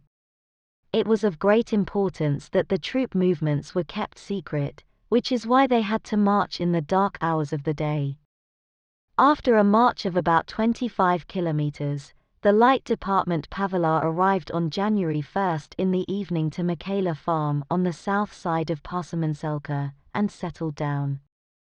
Early the next morning, Cavalry Master Pavila sent out a patrol against Sanginlampi swamp on the north side of Passamanselka. The patrol did not encounter any enemies. At 9 o'clock the department crossed Passamanselka's ice and happily reached the beach. After advancing a bit, the vanguard was exposed to intense fire from rifles and automatic rifles at Sangi Farm higher up on the beach slope. The vanguard, which was under the command of Reserve Ensign Carver, spread out to bind the enemy, while the company Vilpo made a circumferential movement through the forest. A fierce attack was launched, and the enemy retreated. During its continued advance, the unit encountered a strong enemy base at the southern tip of the Sanginlampi swamp. The fortification work was ongoing. Previously, our patrols had not seen any enemies in these areas. The enemy had plenty of automatic weapons, a couple of tanks, and at least 2 cannons. The Light Department decided to attack. The machine gun did its best. With his well-aimed fire, Undersergeant Antila silenced the cannon and the machine gun. However, the enemy's fire superiority was too great. The unit's losses increased. Among others, the brisk leader of the unit, Reserve Ensign Carver, was killed. Despite all efforts, the department was unable to expel the enemy from his fortified positions. Now Cavalry Master Pavila sent out the company Hapuoja to cut off the road behind the enemy positions. Through a circumferential movement from the left, the company reached its goal.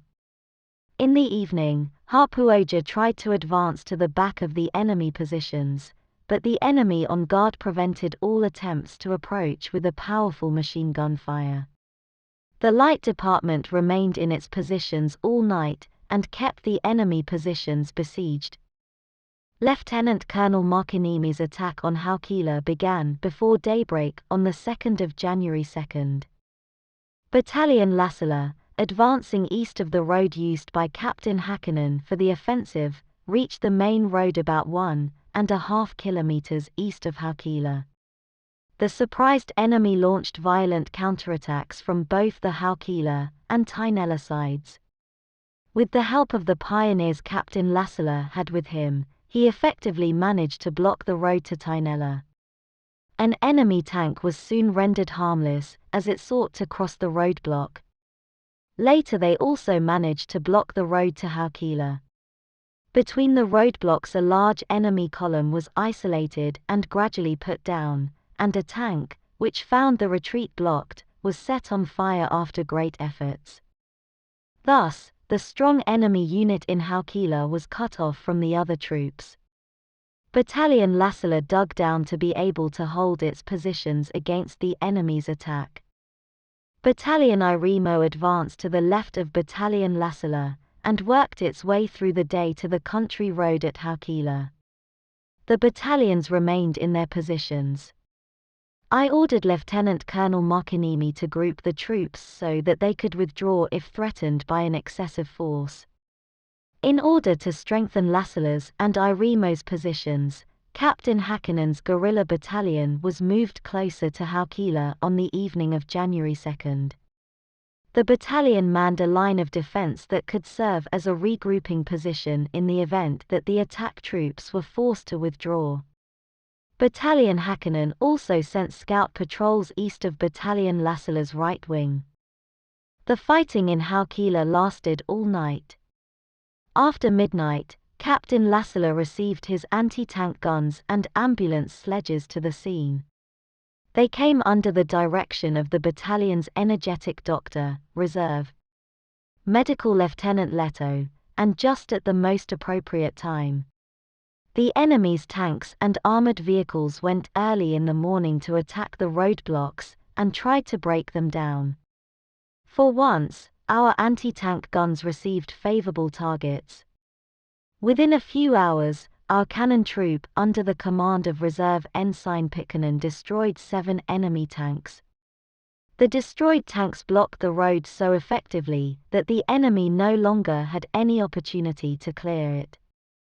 When the enemy failed in his attempts to tear down the roadblocks, he began to harass Captain Lassila's troops in the flanks. All these attempts were repulsed. Barbed wire barriers were created to protect the flanks. Lieutenant Colonel Fajernas had started the march early in the morning on January 2nd and arrived at his grouping area in Haukila village at 17:00.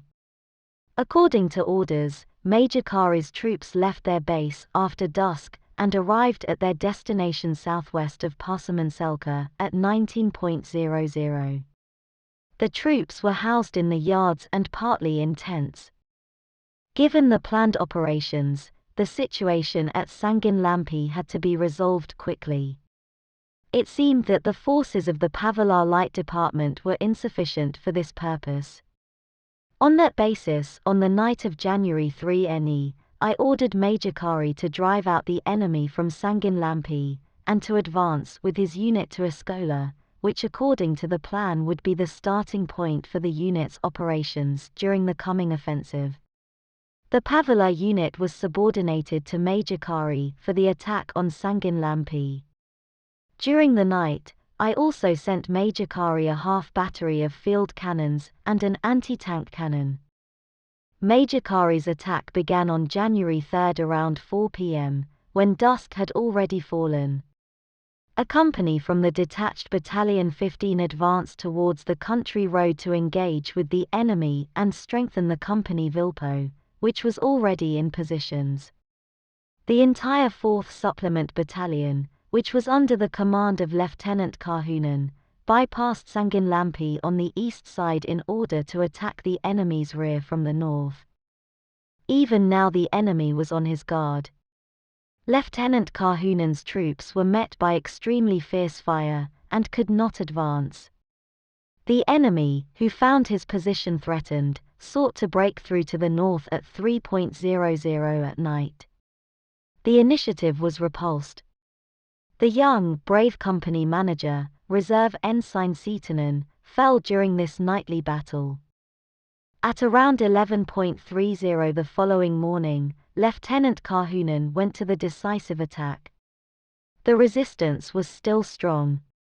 His people stormed fearlessly towards the dugouts. The road had to be opened to its own troops. The enemy positions were also pressed from the south. During a tough battle, one hostile nest after another was captured. By 3 p.m., the resistance was completely broken.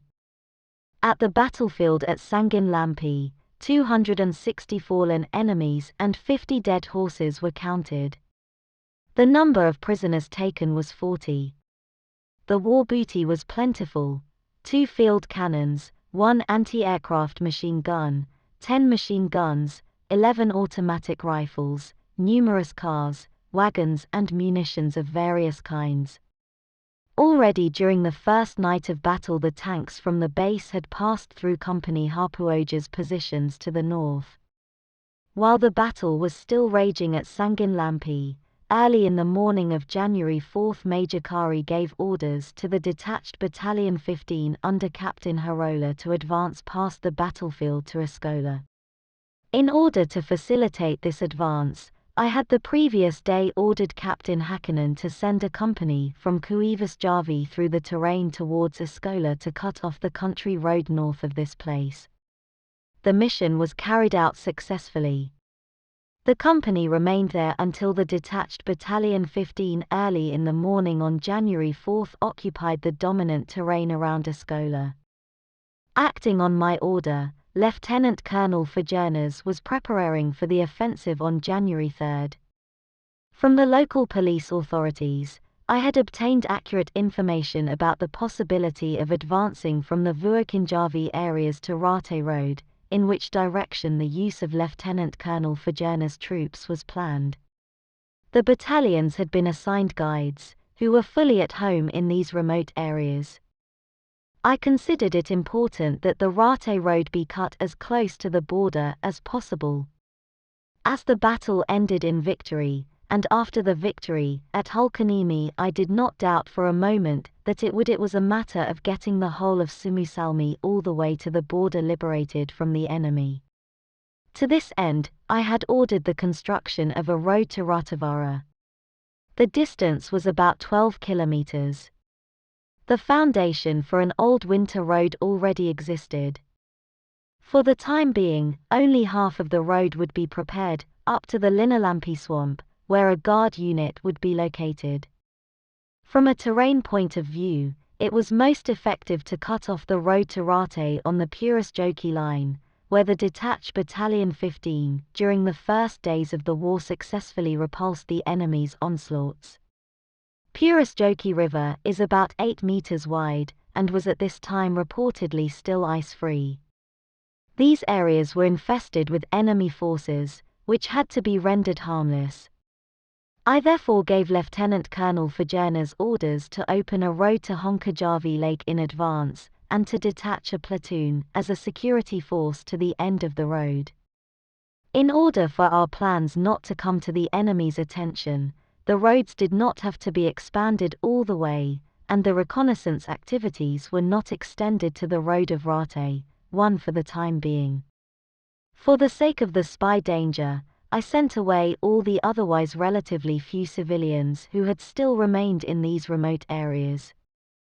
For reasons of concealment, the winter roads must not be built any further, and reconnaissance activities must not be extended to the Rate Road for the time being.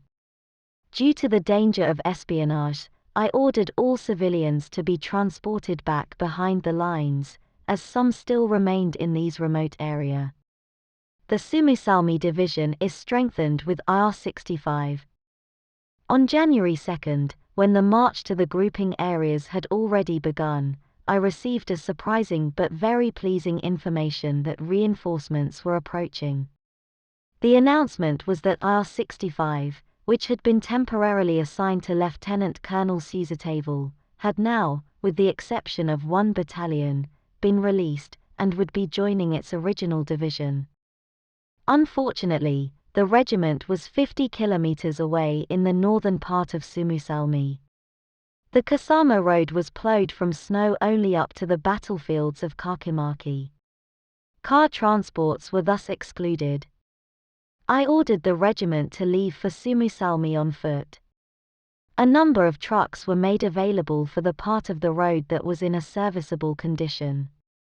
I needed this additional force, which I had not included in my calculations, in order to be able to effectively encircle the enemy in Haukila also from the north. Perhaps the regiment would arrive in time to complete this task. IR-65, which was under the command of the Lieutenant Colonel R. Mandolin, retired from active service, had, like IR-64, been set up in the greatest haste. The equipment was deficient. In the whole regiment there were only 8 tents. The officers consisted almost exclusively of reserve officers. The soldiers were reservists from the Tampere and Pori regions as well as new recruits from the Pori regiment. Despite these shortcomings, I rejoiced at the arrival of the regiment. IR-65 later became part of my division until the end of the war, and it filled its tasks with honor. The first parts of the regiment arrived late in the evening on January 3rd at the camp area 4 kilometers west of Suomusjoki, designated by me. The march had been very strenuous in the snowstorm, which piled up snowdrifts across the road. The support convoys had lagged behind. The rest of the regiment arrived the following day, the last late in the night. No rest period could be afforded to the weary regiment. I had decided to detach part of the regiment to Captain Savonen's defense section on the isthmus between Kuivasjärvi and Suomusjärvi in order to release the experienced troops who now held these positions for the decisive battle. For this task, 2nd IR-65 was appointed, which was under the command of the Jaeger Captain Hippala, retired from active service. Of the existing troops, however, the Company Simola, the Grenade Launcher Platoon Lieutenant, and the Pioneer Platoon Escola were allowed to remain in the positions to serve as the backbone of the defense. 3rd IR-65, Jaeger Captain Flink, retired from active service, as commander, was ordered to march to Luttila west of Suomusjärvi. A company, the only one from the battalion that had arrived in Suomussalmi before the attack order was issued, was to appear at Kotvela east of Suomusjärvi, where the Light Company Volonen and Reserve Ensign Lavo's scout unit were already ready to attack from the north against the enemy column. On New Year's Day, the Light Company had returned from Rontila. The command had then been taken over by Reserve Lieutenant Volonen, while the former company commander Lieutenant Hanila joined my staff at headquarters. The replacements and troop transfers were completed by the end of January 4th. On the day, our air reconnaissance pilots had found that numerous support columns were heading east. Was the enemy really trying to get out of the net? The road was cut off at Haukila, but further east he still had freedom of movement. I ordered the Reserve Lieutenant Volonen and the Reserve Ensign Lavo to move closer to the country road in order to support Captain Lassala's troops in the event of a breakthrough attempt. Attack plan and grouping. The attack could not be postponed. The commanders of the battle groups had received their instructions even before the regrouping was carried out. I issued the final assault order on the morning of January 4th. The decisive battle would begin the next morning. The troops were divided into 4 battle groups, each with its own task. Their composition was as follows. The Fajernas Group, IR-64 except 1st IR-64. The Kari Group, the Detached Battalion 15, the 4th Supplement Battalion and 1st IR-64. The Markinimi Group, IR-27 and Guerrilla Battalion 1. The Mandolin Group, IR-65 except 1st IR-65, Company Simola, the Light Company Volonen and Scout Unit 1. The artillery was distributed so that 1.5 batteries supported Lieutenant Colonel Markinimi's attack, while 1/2 battery was subordinate to Major Kari. In reserve I had the Light Company Pavalar at Sanginlampi, a company from IR-64 in Kerala, and Company Voristo on the west side of Kuivasjärvi. The tasks of the battle groups were specified in the attack order, and in the oral instructions I gave their commanders. Lieutenant Colonel Fajerna's immediate task was to prevent any intervention by auxiliary troops from the Russian side. To this end, he would detach smaller units to Rate near the border, and advance with the main force to Purasjoki, where the country road would be cut off at all costs. His task was also to destroy the hostile forces that had been observed in the area of Purasjoki, and those who might have sought to advance there from the west. Major Kari's task was to defeat, by siege, the considerable enemy forces that were together in the Kokojärvi-Tainela terrain, and to move eastwards in cooperation with Lieutenant Colonel Fajerna's forces. Lieutenant Colonel Markinimi was to complete the attack on Haukila, which he had already launched. Parts of Lieutenant Colonel Mandolin's troops would support the latter attack by calling Haukila from the north. Lieutenant Colonel Markinimi was to continue his attack on Haukila. This attack would be supported by parts of Lieutenant Colonel Mandolin's forces by besieging Haukila from the north. The first day of the attack. The Fajerna's Group. Shortly after midnight on January 5, Lieutenant Colonel Fajerna's troops began their advance from the grouping area on the north side of Vuokinjärvi. To the right was the Company Lavi, reinforced with a machine gun, and 2 pioneer platoons, and 2 grenade launchers, advancing along the halfway prepared winter road, which from Vanka leads to Rate Road and joins it about 1.5 kilometers from the border. The advance turned out to be difficult. On the approximately 6-kilometer stretch between Linnalampi and Rate, the road got lost in the snow. The march went over marshland, which in places was not yet so frozen that it carried the weight of the horses.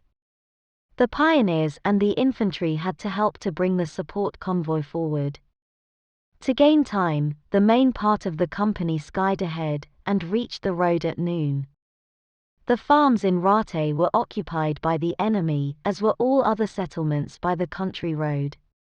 An enemy unit, which was estimated as a company and probably belonged to the border guard, kept the place occupied. Trenches and machine gun nests were found around all the yards. Lavi's unit took up position on the south side of the country road, so that it controlled it with its fire. The open terrain made it impossible to install roadblocks. The firefight lasted until the evening. The company did not have any tents, so in the evening I let the main part retreat to the nearest farms, located about 5 kilometers from the country road. During day's battles, the company managed to destroy some trucks, which sought to drive the country road to the west. The main part of Lieutenant Colonel Fajerna's troops advanced under the regiment commander from Haikila through the forest towards Likohaju. A lousy road had been opened to halfway in advance to Honkajärvi. The remaining distance the troops had to cover through nearly inaccessible terrain. A new road was improvised by letting a number of empty sledges drive in the lead, followed by a few half-loaded sledges, after which vehicles with full loads could drive on. At dawn the vanguard engaged the enemy when they reached the area of Likalampi, just south of the country road. Troops, cars and the occasional tank were seen moving along the road. Just a little earlier, a pioneer unit, sent by Lieutenant Colonel Fajernas, arrived on the country road at Milioja Brook about 4 kilometers further east. The pioneers blew up a bridge, destroyed a car, and killed passengers. An attempt to blow up the Rate Road bridge over the Purasjoki River failed, because of the enemy's vigilance. No fortified positions could be observed, which is why Lieutenant Colonel Fajernas decided to attack Likohaju without waiting for his anti-tank guns, which were left behind due to difficult terrain. The troops grouped for the attack in the forest about 300 meters south of Likohaju farm. In the front line, 2 companies were deployed, each reinforced with a machine gun platoon. The grenade launcher company was in position, ready to support the attack. The advance began around 10:00. South of the country road, hidden in the forest, were found some automatic rifle nests, which were taken by storm. From the terrain closest to the country road, which turned out to be packed with nests, the enemy suddenly aimed a violent fire from machine guns and automatic rifles at the attackers. Tanks also rushed to the scene. Despite repeated attempts, the troops did not reach Likohaju. It was soon observed that auxiliary troops from the west were flocking to the enemy positions. The firefight had probably alerted the Russian forces in Mantila, who were now driving trucks to the battlefield. The troops belonged to a rescue department that had recently arrived by car to assist the 44th Division. Lieutenant Colonel Fajernas ordered Reserve Lieutenant Litakari to advance with his platoon towards Mantila to prevent the auxiliary troops from arriving. The platoon developed a successful and fearless operation in the terrain south of the country road. From ambush position it destroyed numerous cars and engaged in combat with enemy infantry and cavalry units. In the moonlighted evening, Lieutenant Colonel Fajernas again went on the offensive after fire preparations from the grenade launchers. On the north side of Likalampi, his troops reached the Rate Road. With the support of tanks and artillery, however, the enemy from the east launched a counterattack, forcing our right wing to retreat and seek shelter in the nearby forest. Reserve Lieutenant Ramsey's company, which had advanced to the second line, was now thrown into the fire. The company advanced to the south side of the country road, where it repulsed repeated enemy attacks. In this fierce battle, Lieutenant Ramsey in particular excelled, who, without seeking cover, went from man to man, instructing and encouraging his men. I considered it very important that the Purasjoki bridge be destroyed. This was successful after several attempts at 10 p.m. Now it could be considered that the Rate Road was definitely cut off. Only at midnight did the enemy's activity slow down. The night was extremely cold, -35 degrees. There were no tents. Since the hostile resistance at Purasjoki had been harsher than expected, I placed the 9th Company at Lieutenant Colonel Fajernas' disposal, which I had hitherto kept in reserve. The Kari Group. Major Kari's troops were grouped in the morning of January 5 as follows. The detached Battalion 15, Commander Captain Harola, had the previous morning occupied Eskola, about 3.5 kilometers from the crossroads at Kokojavi, and pushed forward a guard unit north of Eskola. Battalion Mankanin 1st IR-64 had also arrived at the terrain around Eskola the previous day. After the fierce battle at Sanginlampi, the 4th Supplement Battalion, which was under Lieutenant Kahunen's command, was allowed to stay in a tent camp 3 kilometers south of Eskola. Major Kari had decided to attack from both the east and the west against the field fortifications occupied by the enemy along the country road, to bring him between 2 fires on the neck of land between Lakes Kokojavi and Tiranen. Battalion Mankanin had the task of following the road to Kokojavi crossroads, and at this point cut off the enemy's retreat road to the east. Some of his troops would advance to Sorko. A half battery of field cannons, an anti-tank gun, and 2 pioneer groups were made available to the battalion. Battalion Harola would advance through the terrain to Tainela, and throw itself over the enemy from the west side. The 4th Supplement Battalion served for the time being as Major Kari's reserve, and was transferred early in the morning to Eskola. The 2 attack battalions set off at 6:00. Captain Mankinen encountered about 1.5 kilometers north of Eskola at a strong enemy base, which blocked the battalion's approach. Through a violent attack, the base was conquered at noon. The advance towards the crossroads continued. Along a forest road, a guard unit was sent to Sorko.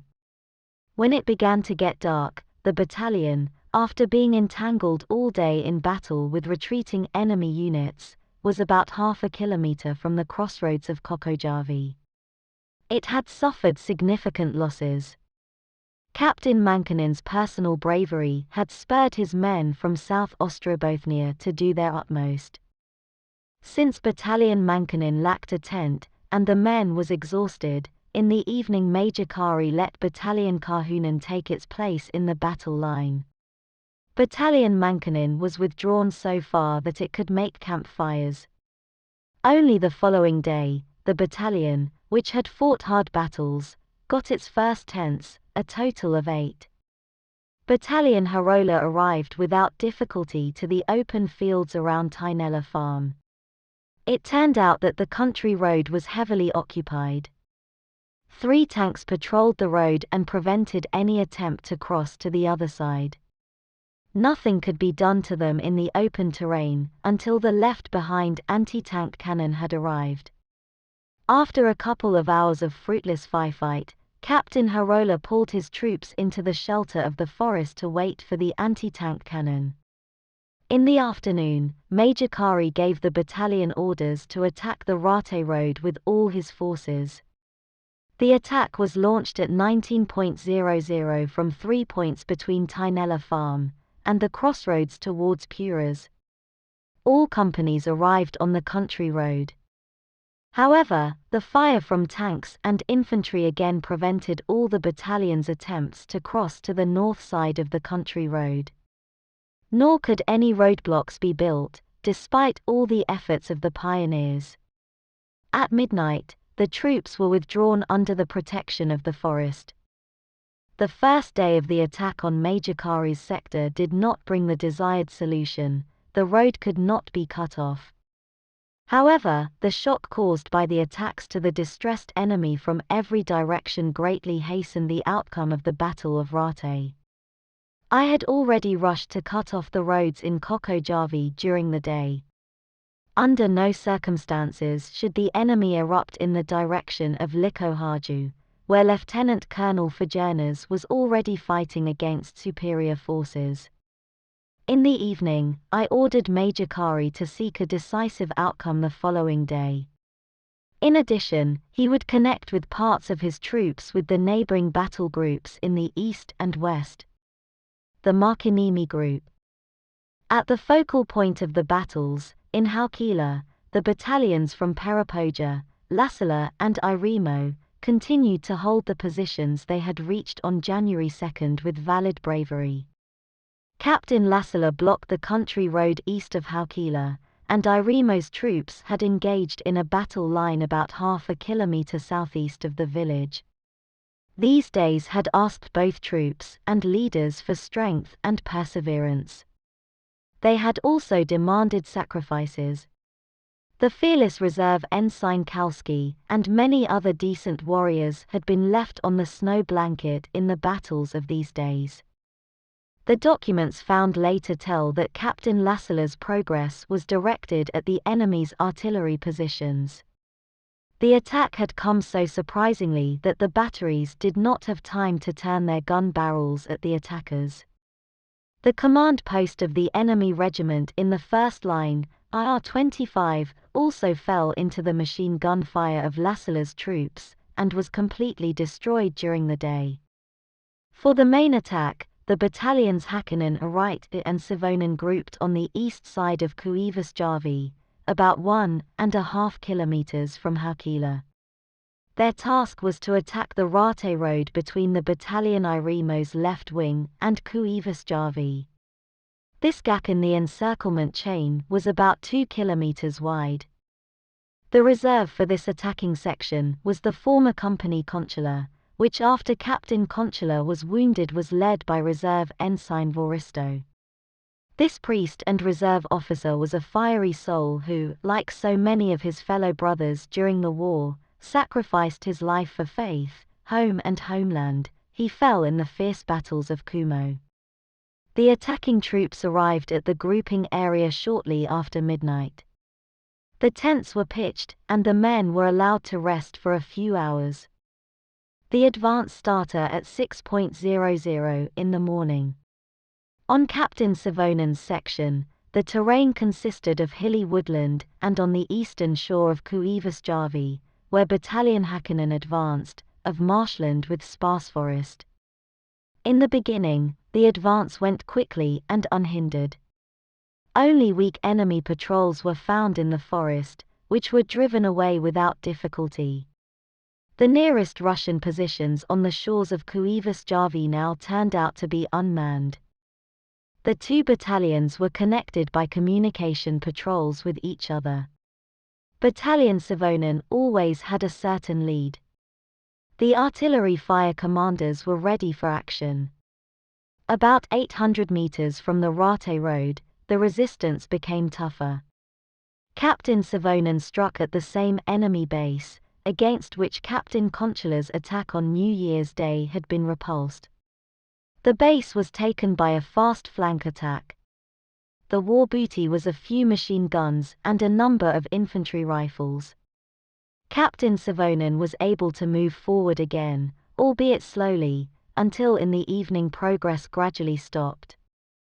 Captain Häkkinen met with such strong resistance that his battalion was unable to break it.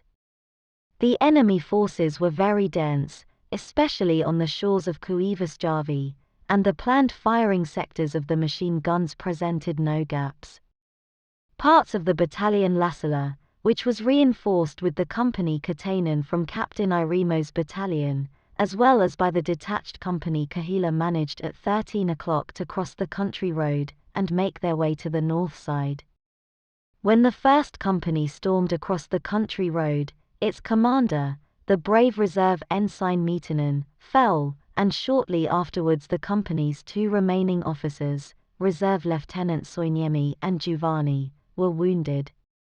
After the loss of all its officers, the company retreated back south of the Rate road. The enemy artillery fire was very fiery and accurate and caused considerable losses to the troops. The position of the battalion was extremely difficult. The enemy pushed with a frenzy of despair, trying to open the road to the east. Skillfully camouflaged tanks attacked the roadblocks. The calm northeastern men did not give way. The road was blocked, and it remained so. Lieutenant Katainen and his company excelled in these battles. This brave company leader later fell in Kumo in front of his troops. In the battle, the reserve ensign Pentila was mortally wounded, who died of his wounds 2 days later. The new commander of the 3rd Company, Reserve Ensign Leponen, who boldly led his company during these stressful days, was also wounded during the battle. Battalion Irimo also managed to advance, and was at noon close to the Rate road. A fierce fire was directed at the troops from the hill where Haukila village is located. The enemy even used 4-barreled anti-aircraft machine guns, blaming glowing light bullets at our ranks. The battle raged until late at night. The fire only subsided after midnight. Every now and then another cannon shot was heard. Minor patrol battles flared up, and the tanks buzzed angrily on the country road. The tents and field kitchens were moved closer to the battle line, and the troops were allowed in turn to warm up, eat and rest after the hard day. The guards were replaced in close succession so that the men would not incur cold injuries. The Mandolin Group. Of Lieutenant Colonel Mandolin's group, only the Light Company took Volonen, and the Scout Unit 1 took part in the attack in the morning. These experienced guerrilla units were already patrolling vigorously the night before January 5, moving in the area between Rate Roads and Puras Village Road. Several enemy patrols were destroyed in nocturnal skirmishes. In the morning, as ordered, the Light Company Volonen moved to Kotvela, and the Scout Unit 1 to the road to Puras. Numerous patrols secured the terrain between Kotvela and Matiro. After the road to Rate was cut off, it could be expected that the enemy would seek to get out of the encirclement chain along the village road to Puras, which led almost all the way to the border.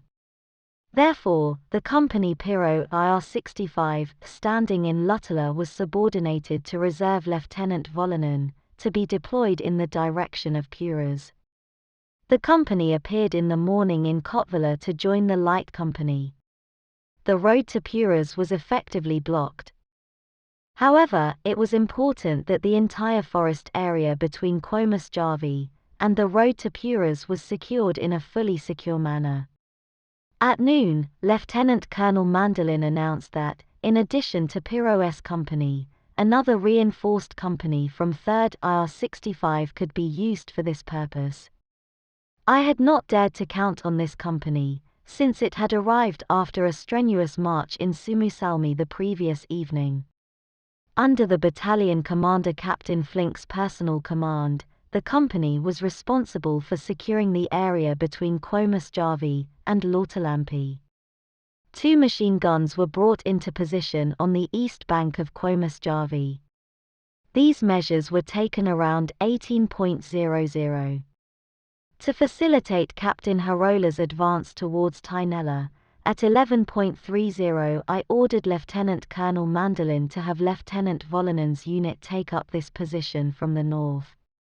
The assignment was left to the company Piro, which from Matiro advanced towards Tainela.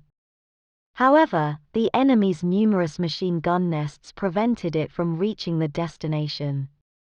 Due to the severe cold, I ordered the main parts of Volonen to return for the night to Matiro and Kotvela, where there were still some residential buildings left.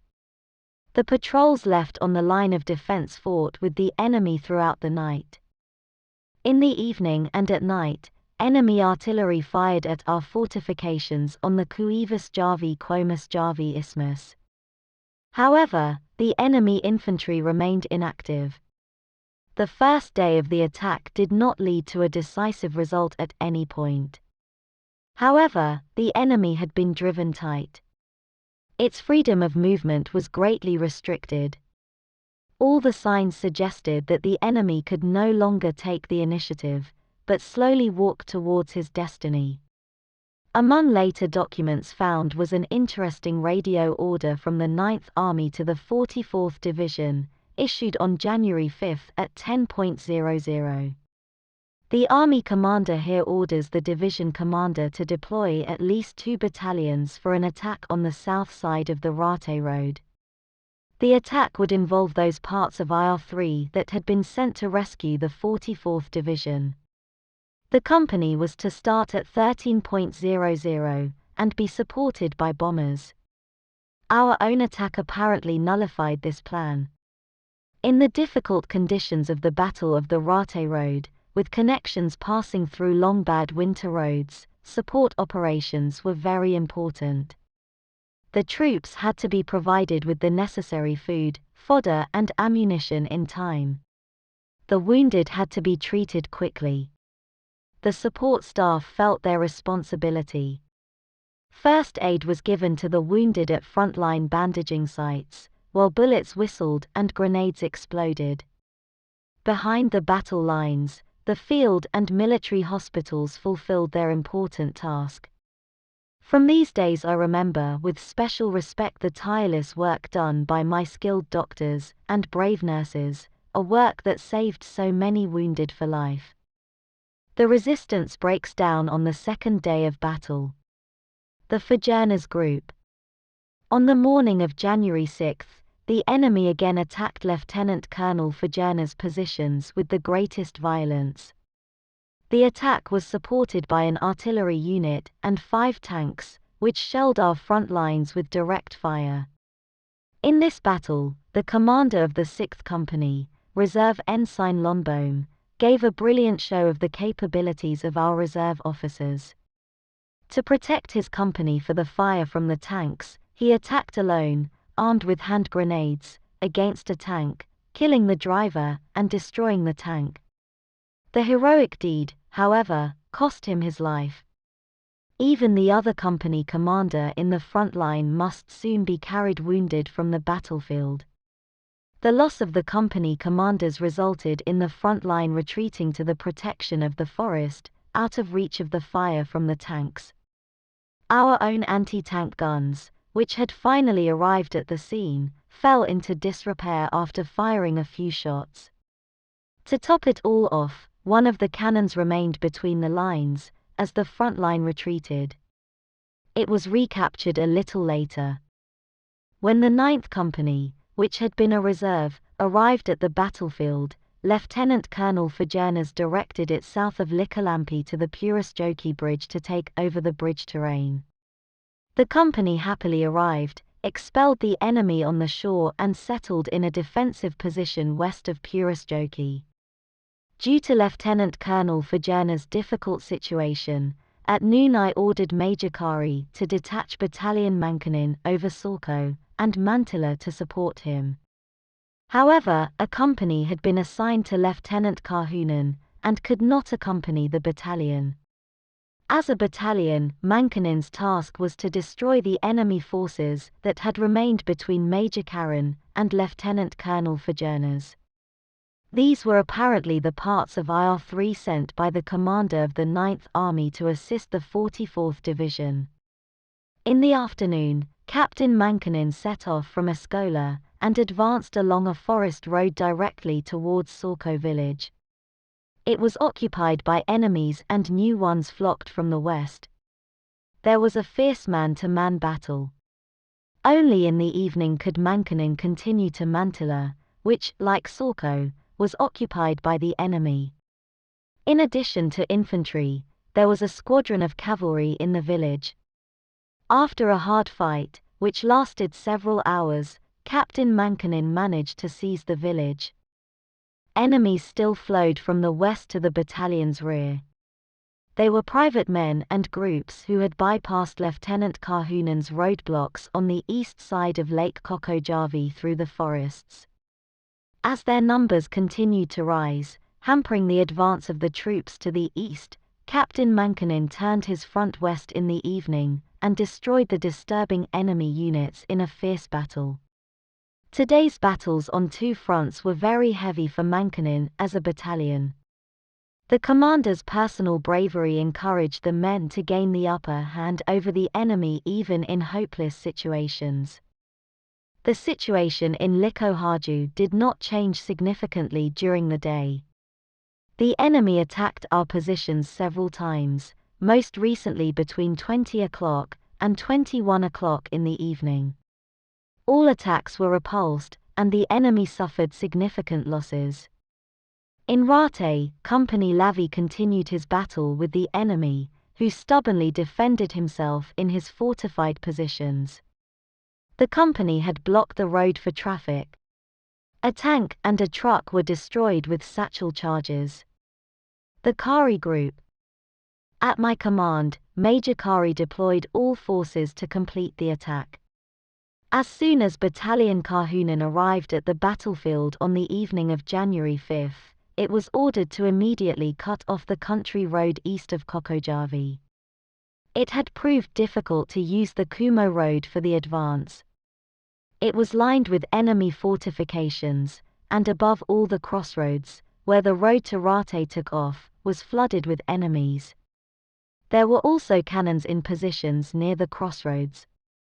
Lieutenant Karhunen therefore sent the 3rd Company led by Lieutenant Ilonen, reinforced with 1 machine gun team and anti-tank cannon, across the terrain to Rate Road.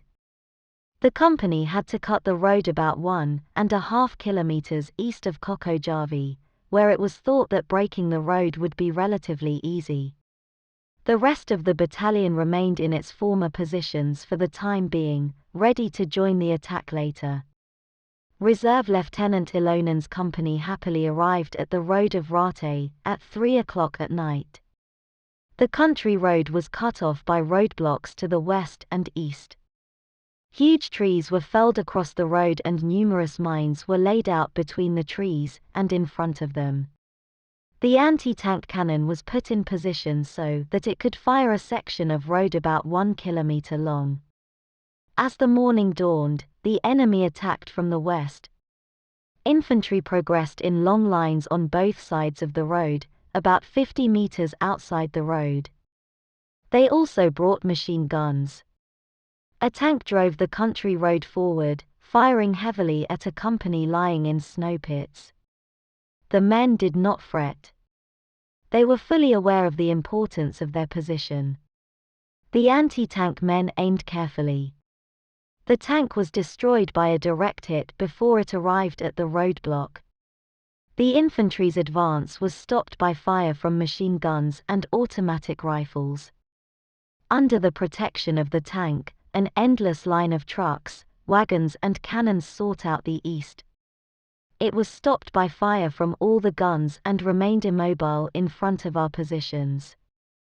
As it was obvious that the enemy would renew his attempt to break through the lines of Lieutenant Ilonen, Major Kari provided Lieutenant Karhunen with a battalion of 1 rifle company and 1 machine gun team from Battalion Mankanen.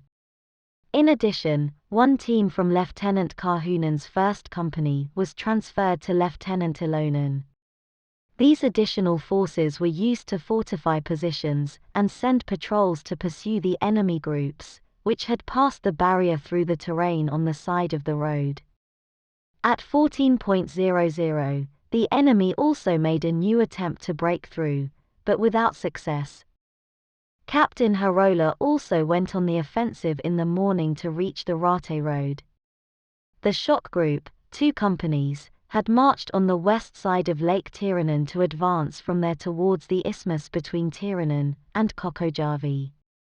The attack began at 8 a.m. while it was still dark.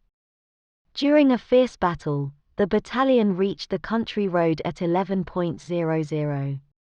Some were assigned to block the isthmus to the east. The main part turned west towards Tainella. The advance continued to the eastern edge of the open fields around Tainella, and the troops took up position on both sides of the road. An effective barrier was built across the road. Soon besieged enemy forces approached from the west and attacked Captain Harola's positions. They were driven to get out of captivity, where only death awaited, at any cost. All attempts failed under our intense fire. 2 tanks were shot to pieces in front of the roadblock. It was soon discovered that the enemy was trying to leave the siege road on Puras Road, where our own troops were relatively weak. Only the companies Piro and Volonen guarded this direction. For that reason, the Light Department Pavelar was made available to Major Kari. In the evening the Light Department was directed to Matiro. Cavalry Master Pavelar sent one of his companies, a Hapuoja, to block off the terrain between the roads. The other company, Vilpo, patrolled between Matiro and Lautalampi in collaboration with Reserve Lieutenant Volonen's guard units. The Markinimi Group. Lieutenant Colonel Markinimi's troops resumed their attack in the morning of January 6. Captain Lassila stormed forward with 3 companies, and in the morning reached the terrain close to the Rate road. The troops remained ready to ambush the enemy, who was once again suspected of trying to break out of the encirclement. Battalion Irimo also seized the last enemy fortifications on the south side of the country road. The anti-tank cannon was brought to a position near the roadside, and for all eventualities the road was blocked with another roadblock in addition to those built by Captain Lassila. In the conquest of the enemy nests, Reserve Ensign John Helm stood out in particular. The battalions Savonen and Häkkinen could not advance significantly in the morning. The resistance was extremely strong, and the enemy nests were close. The enemy's artillery kept the attack terrain under constant fire. At noon it was observed that the enemy was trying to break through. I ordered advance in all directions of attack to prevent the retreat of the enemy. At 13:30, Captains Savonen and Häkkinen stormed the enemy again. Battalion Savonen broke into the line of dugouts and created a gap, from where a flank attack was launched against the nests that remained. At dusk, the battalion reached the country road on the left side of the Irimo battalion. Battalion Häkkinen also penetrated the road during fierce fighting. On the beach next to Kuivasjärvi, however, there were still some hostile nests, which had not been neutralized. On the way to the country road, the troops at dusk saw some tank towers. They first took them as roofs of enemy dugouts, but when an ammunition load on the country road exploded during our artillery fire and flared up, you could clearly see a spooky, endless column on the country road. During the first part of the night, the troops lay in their positions. On the battalion of Häkkinen's left wing, the bloody battle from dugout to dugout was still going on. The night was extremely cold. Some of the tents were lined up behind the troops. At least 10 tanks were moving on the country road. Like annoyed beasts, they repeatedly crashed against Captain Lassala's roadblock. The mines did their thing. In its desperation, the enemy drove a herd of horses against the barrier, wanting the dangerous mines to explode. Our only option was to shoot the poor animals. The distress of the besieged grew ever greater. In a dense mass, the infantry rolled along the country road to escape death. It was no longer an orderly action, only senseless escape at all costs. Some tried to escape by crawling in the road ditches. The sensible threw their rifles down when they realized that the situation was hopeless. Groups of prisoners eventually gathered behind our lines. Unfortunate sons of Ukraine, who were dragged here to the forests of the north, where death lurked at every step. At 2 o'clock at night the attack continued. After an hour of fighting, the enemy withdrew in front of the Airimos and Savonen battalions from the Raate road to the hill where Haukila village is located. The farms in the village were in ruins. The unprecedented roar of rifles began in the dark night. The cramped enemy fired blindly around him. There was a loud cry from thousands of throats, a cry of pain from a group afraid of death. Our troops remained in their positions waiting for the morning. The Mandolin Group. In order to ease the situation for Captain Lassala and speed up the conclusion, I ordered Lieutenant Colonel Mandolin on the evening of the first day of the attack to direct the main part of Reserve Lieutenant Volonen towards Haukila on the north side of the road. The advance began on the morning of January 6, with the companies Volonen and Piro side by side. Soon, enemy units on the run in a northeasterly direction were spotted in the forest. A fierce battle flared up in the forest terrain north of Haukila. The enemy, who walked on foot in long columns, was no match to our units on skis. Cornet Renwall's platoon took up the pursuit. Even on Captain Flink's section, the enemy fled as early as midday, some through the forests, others over the ice of Kuivasjärvi, where they were taken under fire by our machine guns. Some of the fugitives had managed to cover several kilometers, and get all the way to Nautila, where the smoke from campfires was seen rising towards the sky. Lieutenant Colonel Mandolin directed all the forces he could spare to pursue the fugitives. In the afternoon, the number of fleeing enemies increased. The enemy left Haukila in entire units in strength from a platoon to a company. It was easy to follow these death-weary, starving groups. A wide furrow in the deep snow showed where they had gone. We took numerous prisoners. Lieutenant Colonel Mandolin sent in his last reserves for the clearing of the terrain.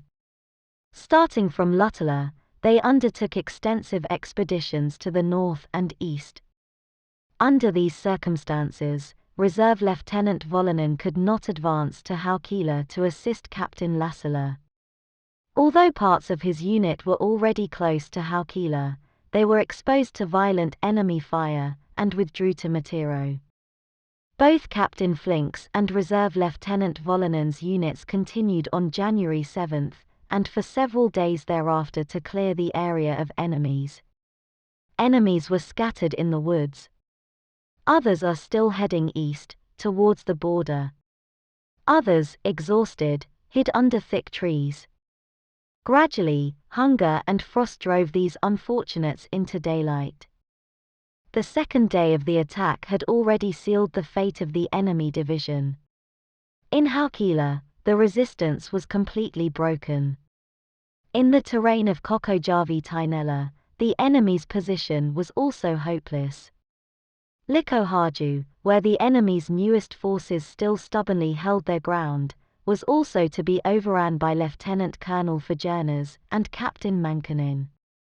The third day of the attack, and the fall of the Rate division. Lieutenant Colonel Fajernas had decided to launch a decisive attack on the morning of January 7, when Battalion Mankanin, who was approaching from the west, could already influence the battle. The night came with a sad surprise. At 4 o'clock, with the support of tanks, the enemy managed to drive the 9th Company from its positions on the Purasjoki line. It was clear that the enemy had not yet given up hope of being able to get loose from the grip my troops had on him. The adversity on the Purasjoki line made it necessary to change the already established attack plan in the last moment. The bridge terrain had to be quickly recaptured. Only then could the main enemy forces in Likohaju be engaged. Lieutenant Colonel Fajerna's troops were grouped for attacks on the neck of land between Lakes Likalampi and Pieni Parvajavi, with the task of primarily expelling the enemy from the Purasjoki line. A company Ramsey was left south of Likohaju to tie up enemy forces there. The attack began at 10:30. The enemy was no longer able to withstand the pressure of our attacking troops, but left the Purasjoki line in complete disarray, and fled in all directions. In the terrain around the bridge, a reinforced platoon was left guarding and scouting to the east.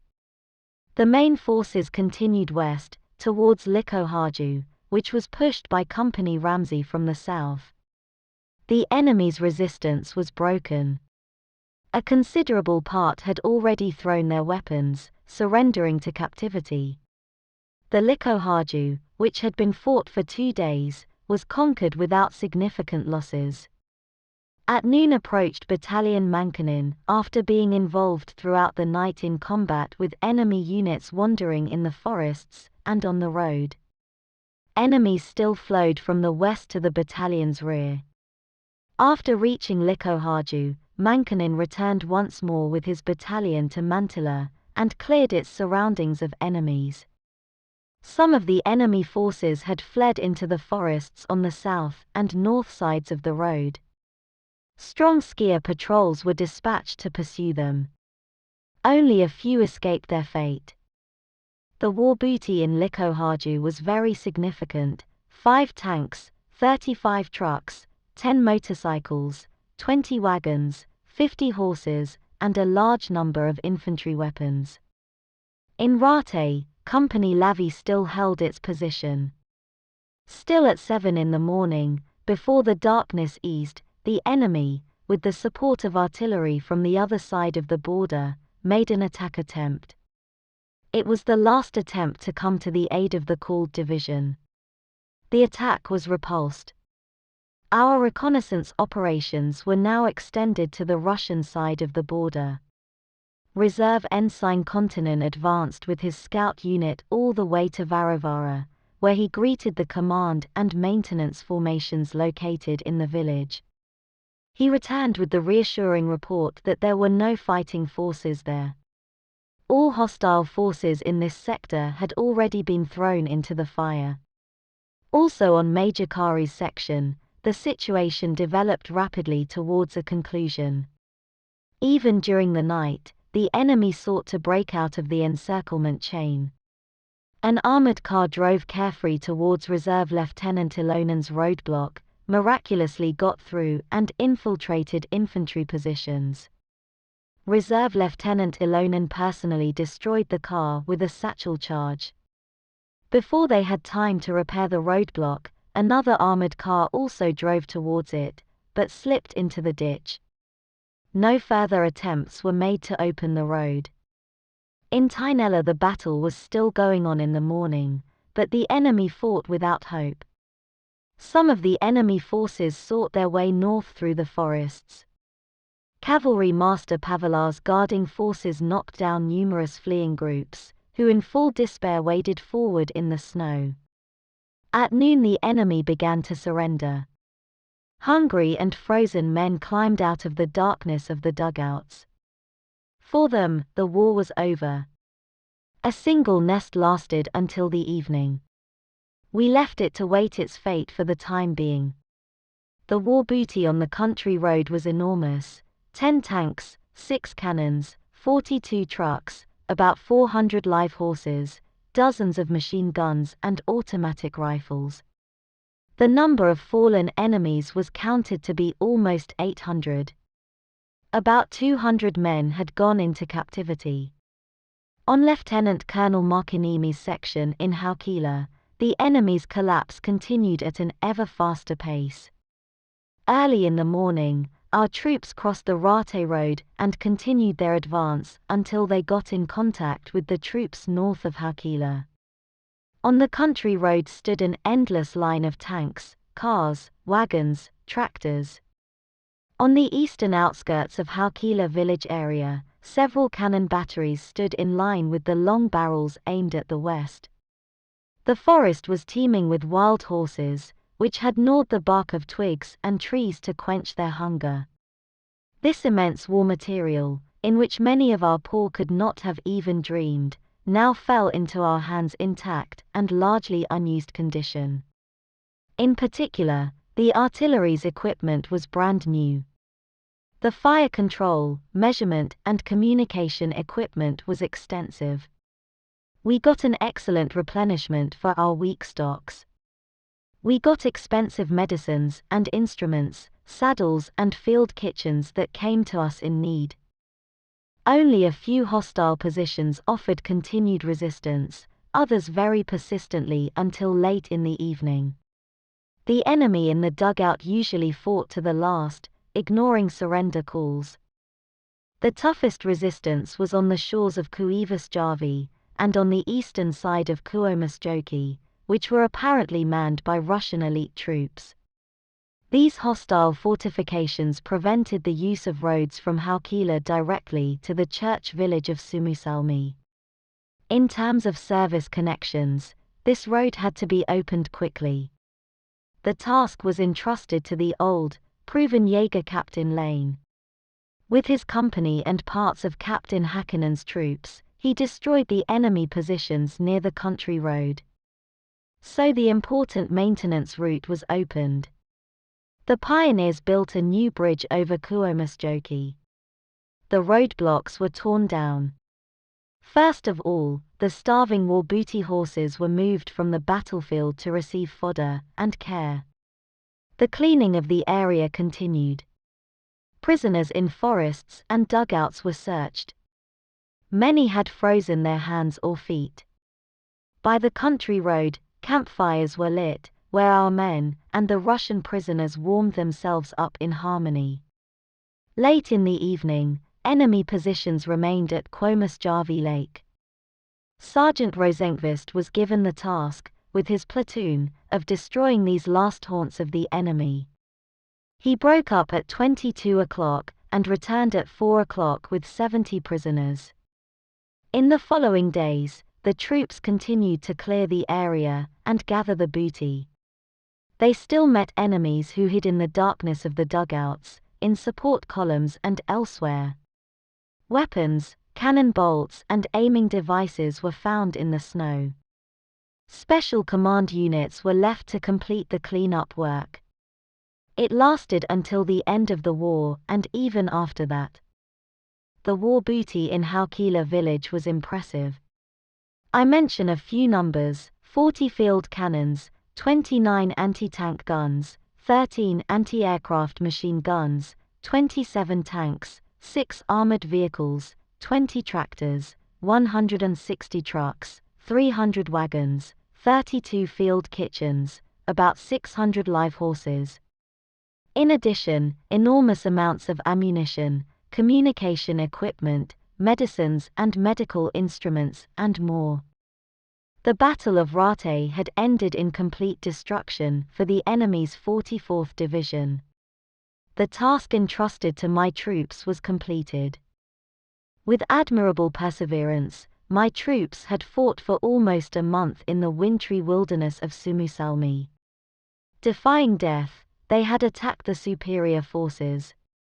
Their only beacon was their precious, shared homeland, which fought for its life. The price for the great victories in Suomussalmi was paid with the heart-blood of many brave warriors. They humbly gave their lives for their homeland, their home, and their faith. The white crosses in the cemeteries tell of their sacrifices. They showed the people a path of honor, which was heavy, but the only one. After a short rest, I moved with my troops over to the Kumo front, where new, demanding tasks awaited us.